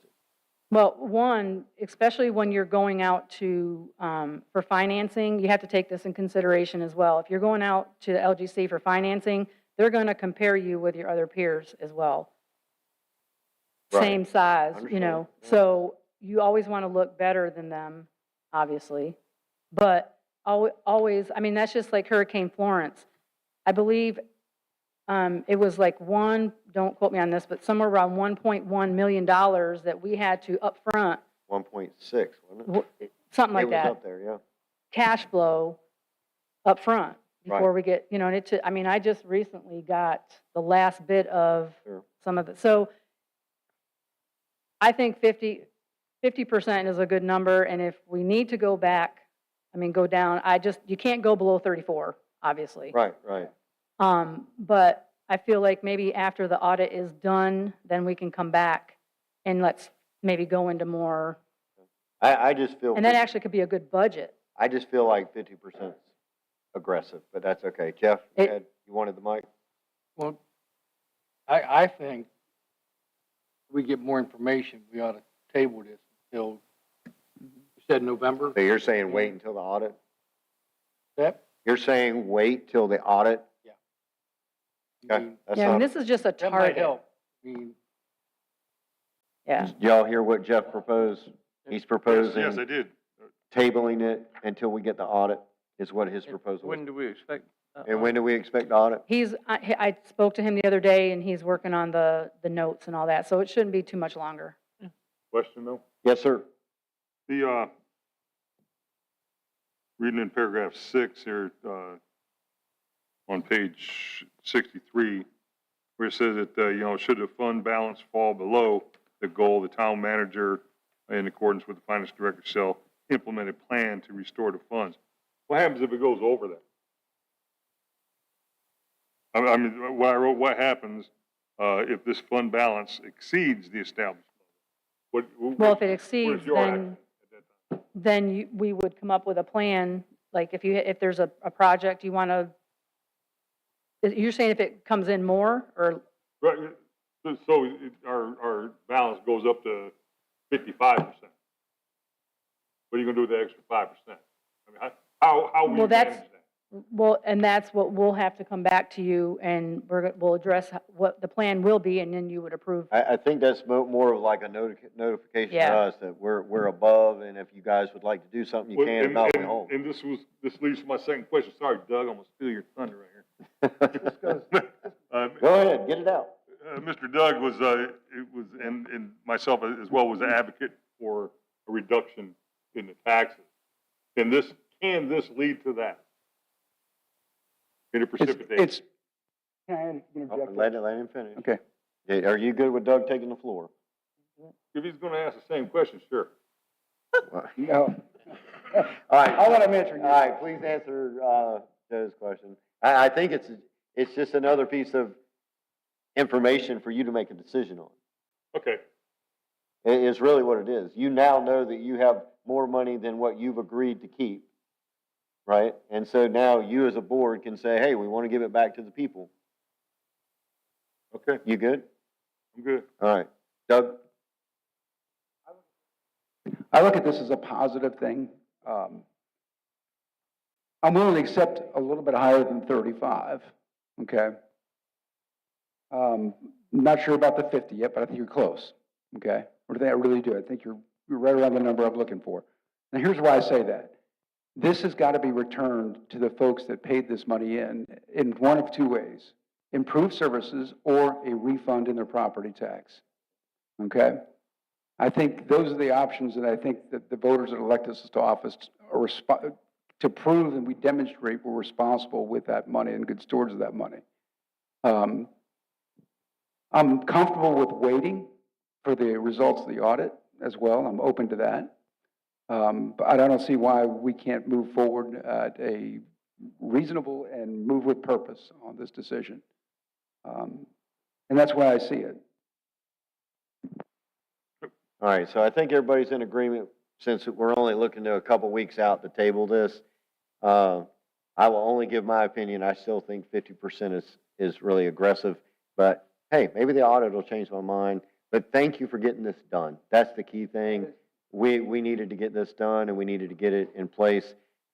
So I would offer up, I think Mr. Brown has a very good point, is can this be a trigger for the board, a required trigger for the board, a policy trigger for the board that says the board has to consider a tax cut? Because I don't think we're legally allowed to do a refund, but we are legally allowed to do a tax cut when the, yes, that's a way to You can return. only set your tax rate when you adopt your budget ordinance. Correct. Usually in June. There are some emergency situations. You can amend your tax rate during the year that if your estimates came in so far above or below what you thought you were going to collect, you can amend it. I've never heard of it being done, but the general statute allows you to do it. Fund balance is really, like you said, it's just a policy. It's a statement to say where you stand and what your target is for us and for anybody else who's looking at, might want to read our audit. When we go out for capital financing, we might be building a large facility soon that we need to go out for capital financing. If you ever have to sell general obligation bonds, your bonding agent is going to look at your fund balance, your ability to repay the service of debt, which is your taxing ability. If you have a fluctuating fund balance that's going all over the place, they're going to say, yeah, they're not really strong in their finance, and their bond rate might not be so good, so your interest rates are really high. So having a strong fund balance is really important there. And obviously, if we have a bad storm, we learned that having some cash on hand, you're going to need that until FEMA starts getting you reimbursed. And there are towns in West North Carolina that are struggling right now. They don't have that fund balance, and they can't go out and make purchases because they don't have cash on hand. So there's a lot of reasons, we need to have a fund balance, but it's going to move all the time, and it's something that finance is going to have to, when we kick off the budget in January, that's a great thing to look at, is where's our fund balance? What do we want to do with it? That's why you have that unassigned fund balance. There's some things that like your Pell bill, that's all you can spend it on is street and road maintenance. But the unassigned, you may have a large project, or you may want to, there's one-time purchase. When you have to start using for your operating expenses month, that's when you get in trouble. So it's there for you you don't know what the future might hold, and you want to appropriate for lower your tax rate. Yeah, you can do that. But then again, where's that revenue stream going to come catch up with you down the road? You got to think about that. But if you're making one-time fire trucks, police cars, that's great use of your fund balance. Go ahead, Doug. Hey, John, don't surrender the microphone yet. Here's what this does. It tells the people in public meetings that here's where we're going to draw the line. It shows them some concrete level that we're going to be accountable back to them. And it gives us a guidance to go by. So now there's no question about anyone's mind how much of a fund balance this town is shooting, or you use as you're saying in the statement here, a guide. Okay? It is. You could come back to us and you could put a range on it, say 40 to 50. I mean, it doesn't have to be one solid number if I'm correct, right? Nope. And we could range it that way I as like well, that. John. Yeah, that's great. And at least it puts it does give guidance, and it tells the folks out there that pay this freight. It's going to move. This is how your money's It's going to be a moving managed. target. It's just something we need to Yes. keep you aware of. Yep. Yeah. So, and the warning I'll give to the board, and I think y'all saw this when you first came on board, is when you put a policy in place like this, and again, I think this is a good fiscal responsible policy, but when you put a policy on that, when you go to spend money or go to do something and all of a sudden you realize you're being blocked by this policy, then you as a board have to come back and be accountable to the public on whether you change that financial policy. The second thing I'll say is this, and it's something that a lot of us have been shooting for on this board, is this is an opportunity to create a target that allows you to cut taxes in the future because we're spending better and you're showing the folks the target, and you can go back and say, we're way above our target, as you said, Joe, and we can look at doing that tax cut. But to the manager's point, that's something you have to do during the budget cycle, so you only have a window to work with. That's the downside. So I just throw that out to you. So if you could bring that back to us when you got in the audit. This looked great, Sonia, by the way. Yes, I like 100%. it. There was a typo, though. I know there is. 40 Did you and see? 50, you mean? Yeah. And I do agree, and I don't know how the rest of the board feels, but I think Doug really is spot on with maybe a range versus a dead number, but I'll leave that up to y'all. I don't know how the rest of the board feels about that. All right, Miss Elisa, future agenda topics. Or did I skip? Monthly financial report. I'm trying to get us I'm through. It's fast. 8:15. I'm fast. Really quick. All right, so here's the monthly financial report as of September 30th. And your general fund with encumbrances included, total excess of revenues over expenditures, there's a deficit of 163,260. But again, just like I had mentioned before, the ad valorem is not, we have not collected all of that. So of course, it's going to start trickling in here soon. All right, here is the actual for our general fund. And our total excess of revenues over expenditures are deficit of $55,385. And then here's a summary of expenditures by department. And overall, the total expenditures are at 20.66%, a budget which is 4.34% less than the monthly projection of 25%. So we're doing good. And then this is our stormwater enterprise fund with encumbrances included, and your total excess of revenues over expenditures were $54,458. So as you can see, the stormwater bills are we're collecting all that. And solid waste enterprise fund with encumbrances, the total excess of revenues over expenditures were $37,701. And here is our summary of our town debt and current loan balances as of September. No change. There will be a change next month. And then here is our summary of our town current cash investments accounts and their current balances as of September. And voila, there's your $9 million.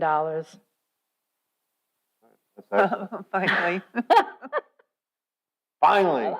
Finally. And then here is our grant update as of September 30th.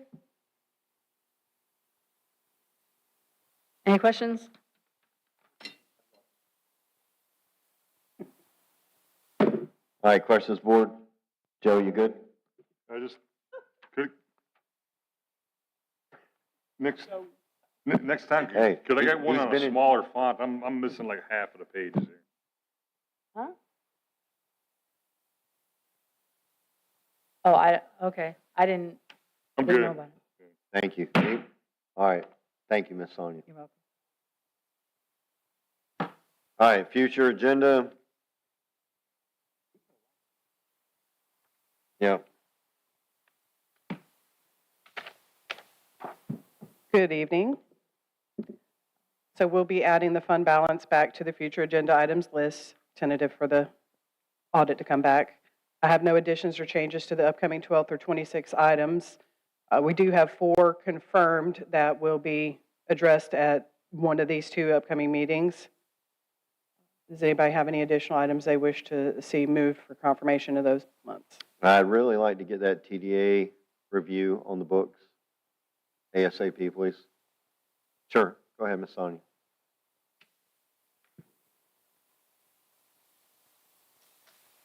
I did find a couple individuals that are willing to do it, but just, we're going to get with John. You mean consultant? Yeah. Okay. Well, yeah.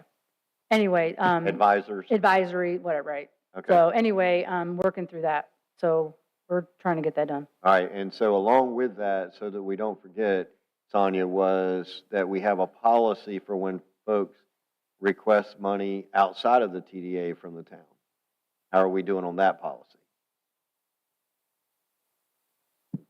So you're saying the 30-day policy? No, For no. TDA or- Remember when we had the discussion, when we had all the folks in here with the different two organizations, and what's that? Nonprofit funding, that we need a policy for that, so that it should be something similar to the TDA. TDA, okay. I If got they it. want to come to the board for money out of the general fund, they need to submit some type of application, and it should be at least as rigorous as what the TDA is doing, if not more so, because these are tax dollars out of our residents' pockets going to these organizations. So that work, thank you. Okay, can we get that on the agenda, future agenda, please? Well, you're welcome to make that request. Ms. Pat?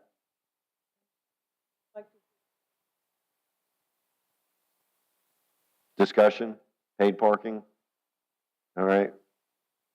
And Doug is requesting that fund, nonprofit funding policy for November. Is that reasonable?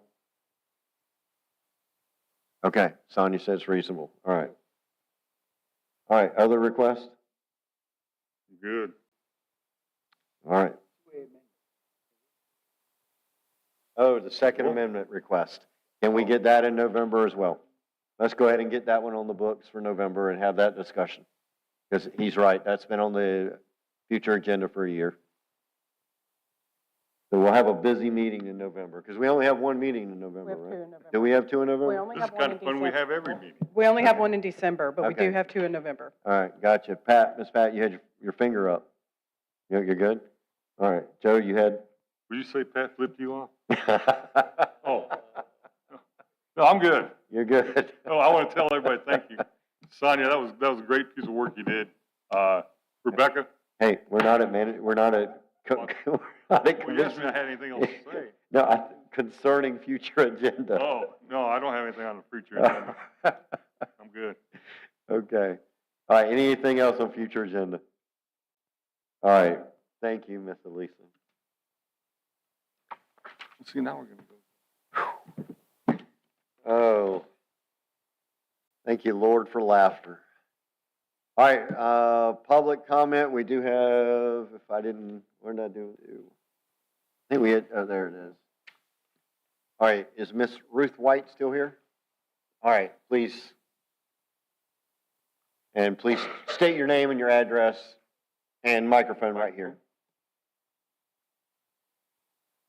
My name is Ruth White. I live at 506 West Shore Drive in Swansboro. I play pickleball at the municipal park. Do I think everybody in this section right here? Swansboro pickleball has really grown. I've been playing there since 2019 when we just had a handful of people, and now we're up to 236 registered and paying pickleball players. We're here today because we're excited and thankful that the town has allocated money for removing the current tennis nets, resurfacing the courts, and creating 6 permanent pickleball courts, as well as creating a multi-use court just adjacent to the courts. We're passionate about improving the condition of Swansboro courts, and yet we're concerned about this money getting reallocated for another use. We wondered if there's a deadline in which to spend the funds, and we wondered if any meetings have been set up to obtain quotes for this purpose. Well, I can only speak as mayor, but my understanding from this board is that our intention is to get new pickleball courts. And there is $150,000 there, but if there's a way that we can get pickleball courts without spending that and use that money to help someone else, we are certainly interested in doing that. There is one piece of property over there that we're still getting through the legal process that we might want to be able to use, and that would save us a huge sum of money. We have not, to my knowledge, seen a plan yet from our rec department or our rec board, and it has to go through them for them to come to us through the process. I have at least made suggestions, and we are waiting to hear back from them. But I can tell you that guy there will not let me spend that $150,000 until you have pickleball courts. Yes, Okay. thank you. Cool. Yeah. All right. Thank you. Thank you. I was just gonna say, I've talked to the powers to be, the mayor, the manager, the budget lady. Nobody's touching that money, all right? And I'll be Thank you. watching, you know. Okay. But, you know, we do, I talked to Anna earlier tonight. I spoke to some of y'all. Know that there's 3 higher priorities than your situation because we have funds that will expire and will go away. And no, if we allow that to happen, then those things will not happen. Your money, while it's secure, you're going to get what you asked for. And now, she has talked to people who have successfully, towns who have had pickleball courts installed, got the information from the people that built it, and has reached out and contacted them.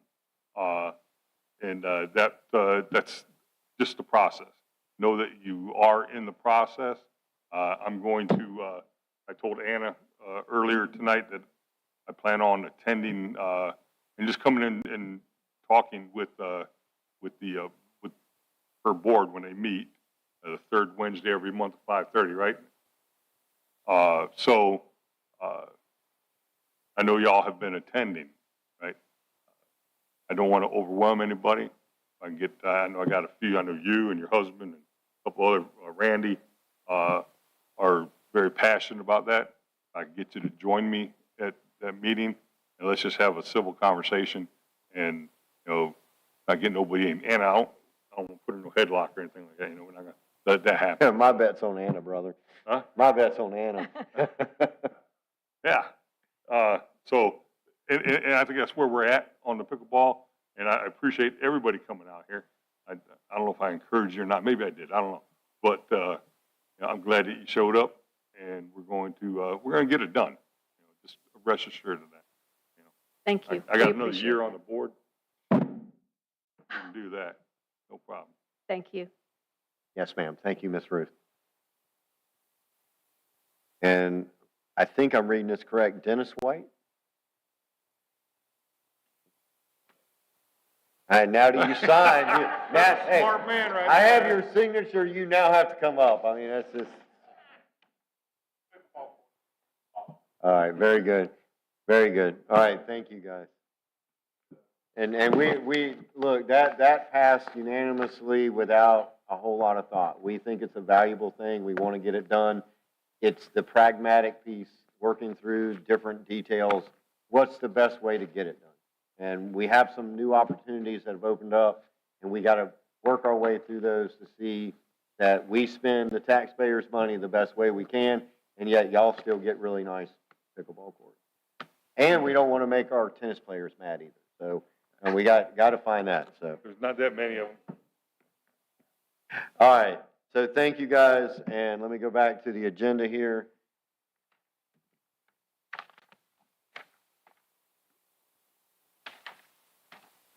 All right. Anybody else on public comment? Junior, come on up, man. Tamara, you good? Okay.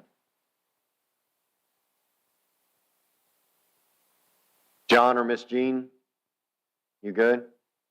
God, Junior, they'll run you over. They're in shape. All of them are.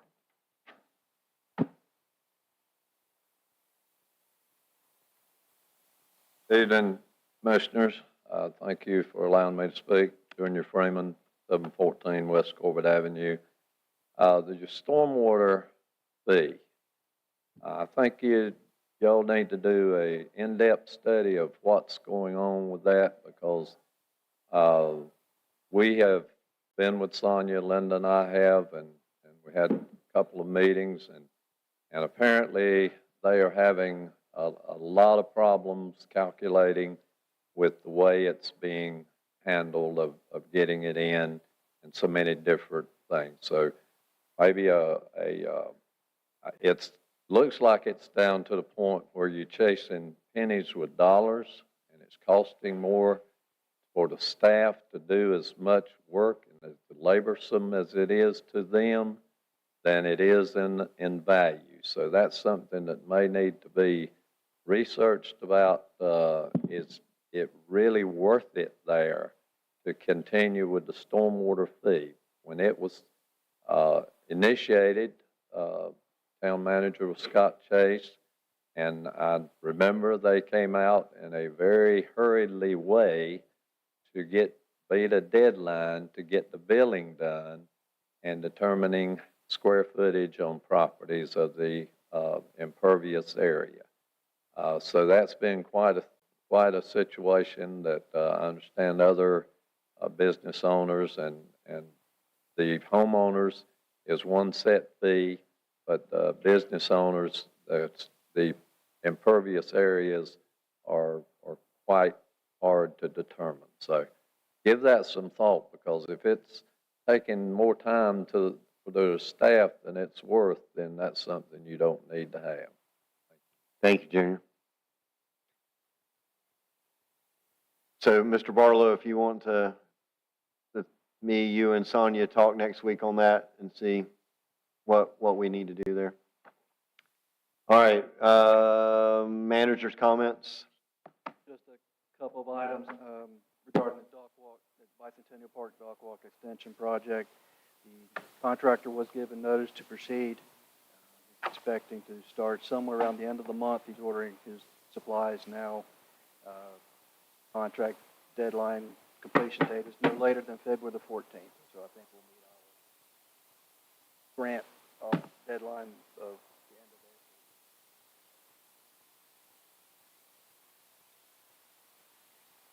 of April. The rec center, early voting has created a lot of parking issues. Overwhelming response, I think, to early voting. I know Anna has really been struggling and has had to cancel some programs and reschedule them because there's just nowhere for anyone to park. So yesterday, the police department and Public Works were down there and put out no parking signs on the Main Street extension, try to prevent people from parking there. One Harbor's been nice enough to let us use their parking lot, and we've actually taken the message board down to the rec center to let people know that there's additional overflow parking at One Harbor. And just, John, I did reach out to the pickleball crowd and asked them for the last 2 days of early voting if they would have requested their people move to the church parking lot, and they basically have all agreed to that, because I know talking to Pat, talking to Jeff, and there was concern that we start shutting down that parking lot, we'll be shutting down people who have paid for the services that they provide. So if we get voluntary movement to the parking lot, then that would be a good thing. But it may be a sign pointing that way would help. Yeah, we do have the sign up directly. Yeah, Tank got that up yesterday. I saw it this morning. did we suspend all rec operations for November 5th? Yeah, that's right. We're in the Rotary November 5th. Rotary Okay, November very 5th. good. All right. I was trying to help you, Anna. You could have had the day off, but now you got to work. All right, very good. So we're. One more. Tank Yeah. came to me this afternoon. Last month, the board asked Tank to work with a specialist in mold remediation at Yes. the visitor center. He just got the report today, so we will add that to the agenda. November. 12th. All right. We'll be busy on November 12th, aren't we? That's all right. All right. Anything else, Mr. Barlow?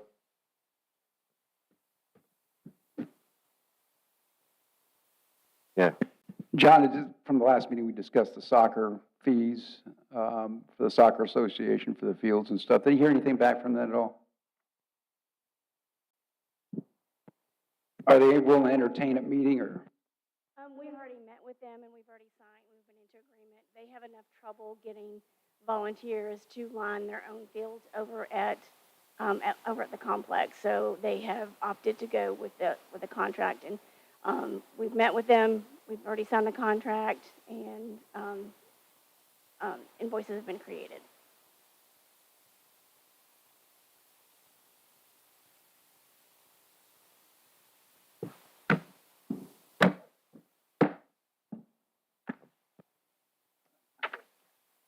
I got you. No, I got you, but there's some other logistics here we need to discuss offline.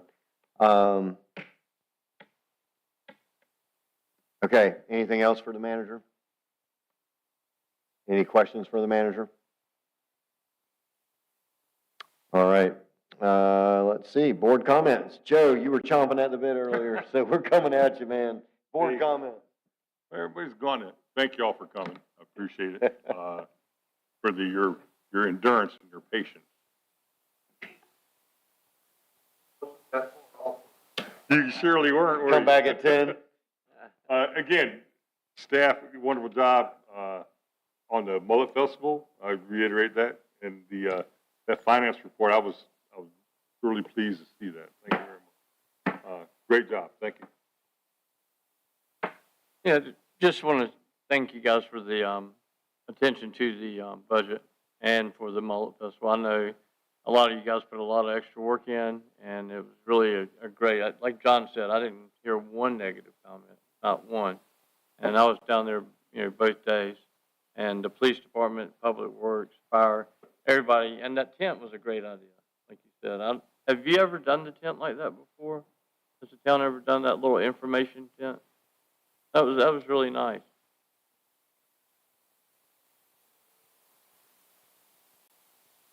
But since I've been back, we only did it 1 year, and we actually have a logistical meeting tomorrow, so we'll get a little bit of feedback on that. My comment would be it's in a great spot, but it wasn't visible. We need signage, like one of those big flags that says information. I do know we made lots of copies of stuff to hand out, and it didn't get distributed. So I don't know if people were just using the QR code that we had to make it easy so there wouldn't be lots of paper. All right. Pat? Thanks for the Mullet Festival. Thanks for all the people that came here today. It was great to see a good crowd like that. I have one suggestion, though, when we have speakers. I'll be honest, I couldn't hear anything the first speaker said. Yeah. It comes better from this podium, but he spoke to the whole group, which was fine. I hardly heard anything. Understand. So the acoustics here either need to be fixed or we need to have it in one spot. Fair enough. And that's it. That's on me, Pat. That was my fault. Jeff? Yeah, Mullet Festival, like everybody said, was great. Parade was outstanding. I think we had a good time. Just throwing candy and talking and meeting everybody, so that all went better than I expected. We had a slow driver there. Easy. I'm safety conscious. Yeah. Is that who was holding up the parade? Joe was driving. I was behind. There's your complaint. You finally got a complaint about the festival. But thank everybody, who's left here. Everybody else that was there, they missed the best part. So thank you. Doug? Yeah, I got a couple of people that I want to address, and thanks. To each department, chief, head, and manager, here's what you guys reaffirm. You reaffirm my belief that I chose the right place to make Swansboro my forever home, and I mean that. Each one of you treat your team members as family. I saw that on display many, many times, not just during the Mullet Fest, but in the past 2 weeks, coming and going. The Mullet Festival was fan-freaking-tastic. I think it was probably the best Mullet Festival that I've seen, and I've been here for a better part of 15, 17 years now. Just the teamwork that was on display, the can-do spirit attitudes downtown, not even downtown, even all the way up to the crosswalks where the police department was escorting people across the highway there. I mean, it was just the first impression's the lasting impression.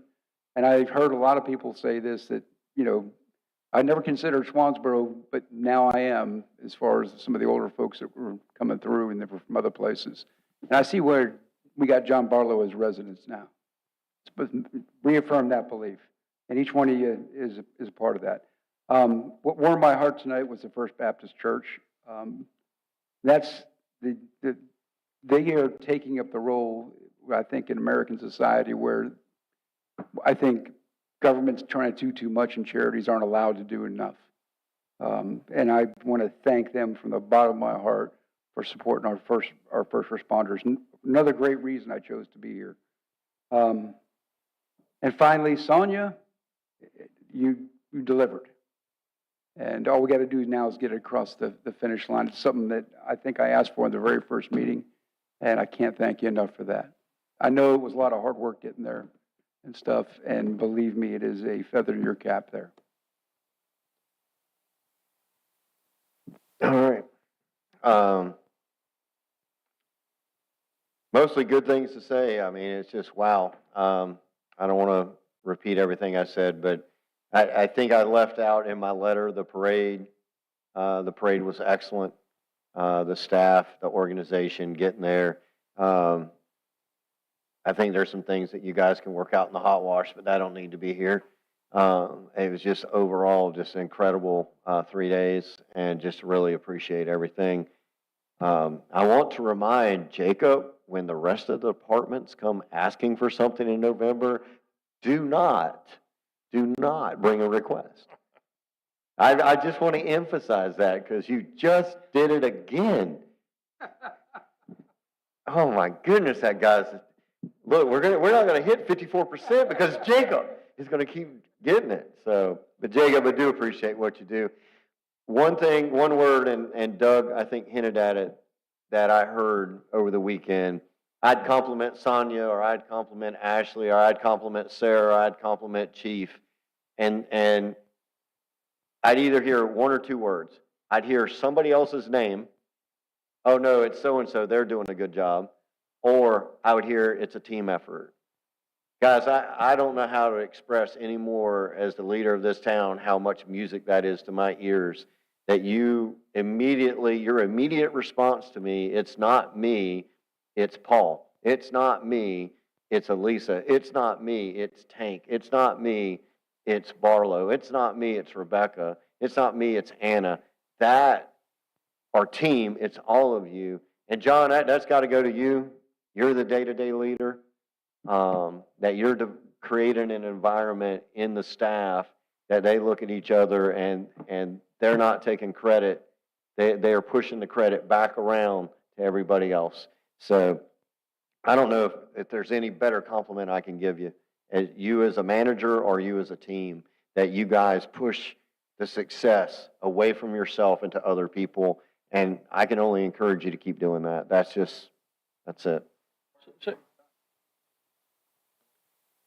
There you go. The one thing See, that's what I'm talking about right there. Immediate. So one thing I forgot. No, and no. I need a motion to enter closed session pursuant of North Carolina General Statute 138.143-11A5 to establish or instruct the public body staff or negotiating agents concerning the position to be taken by or on behalf of the public body in negotiating the price or other material terms of a contract or proposed contract for the acquisition of real property by purchase, option, exchange, or lease. So moved. Do I have a second? Discussion. I just want to thank Paul for the letter that we got. Anything? That I forwarded out. All in favor? Aye. Sorry.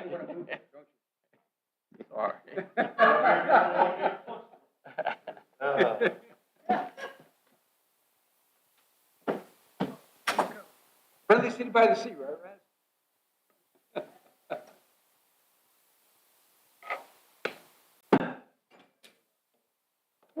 Okay. Ain't all. But Team. good, Linda. How are you? I was.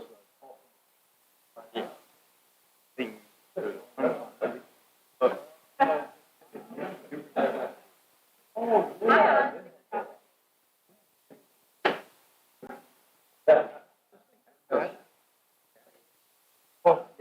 that's.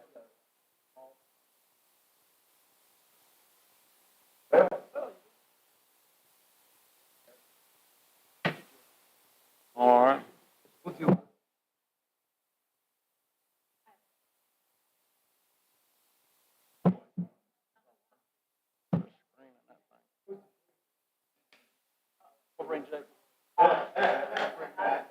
I know, that's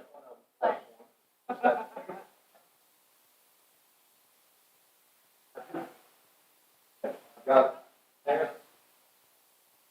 Yeah, yeah, bye, Linda. Good.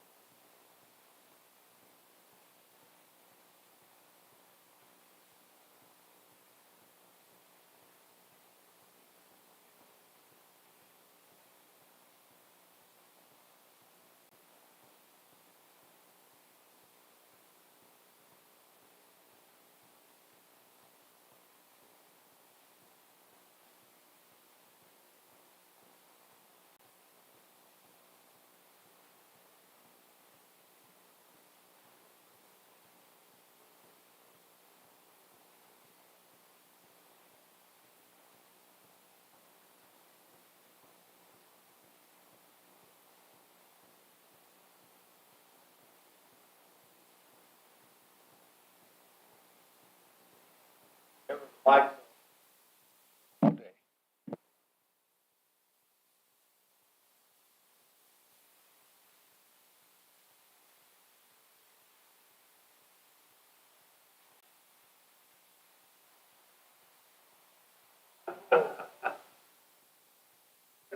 If I had a meeting like this here back when I was working for the government, everyone would be like, I can't be there tonight, Joe.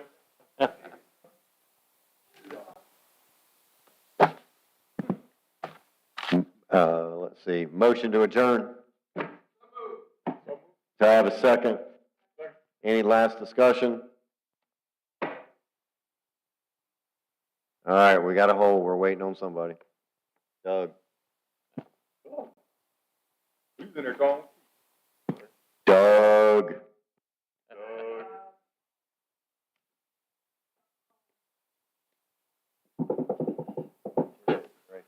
A long one. Yeah, it was good, but long.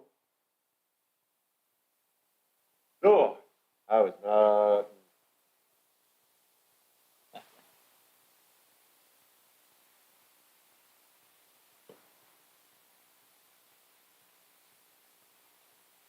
Waiting on you, Marine.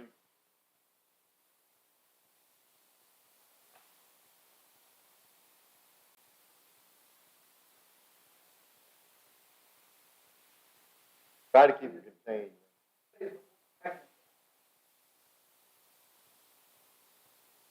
You're on, hey. Hey, Doug, we're already in session. We're trying to get out of session. All right, we have a motion on the floor to adjourn, and we have a second. Any discussion? All in favor to adjourn? Aye. Any opposed? All right, good night, everyone. Aye.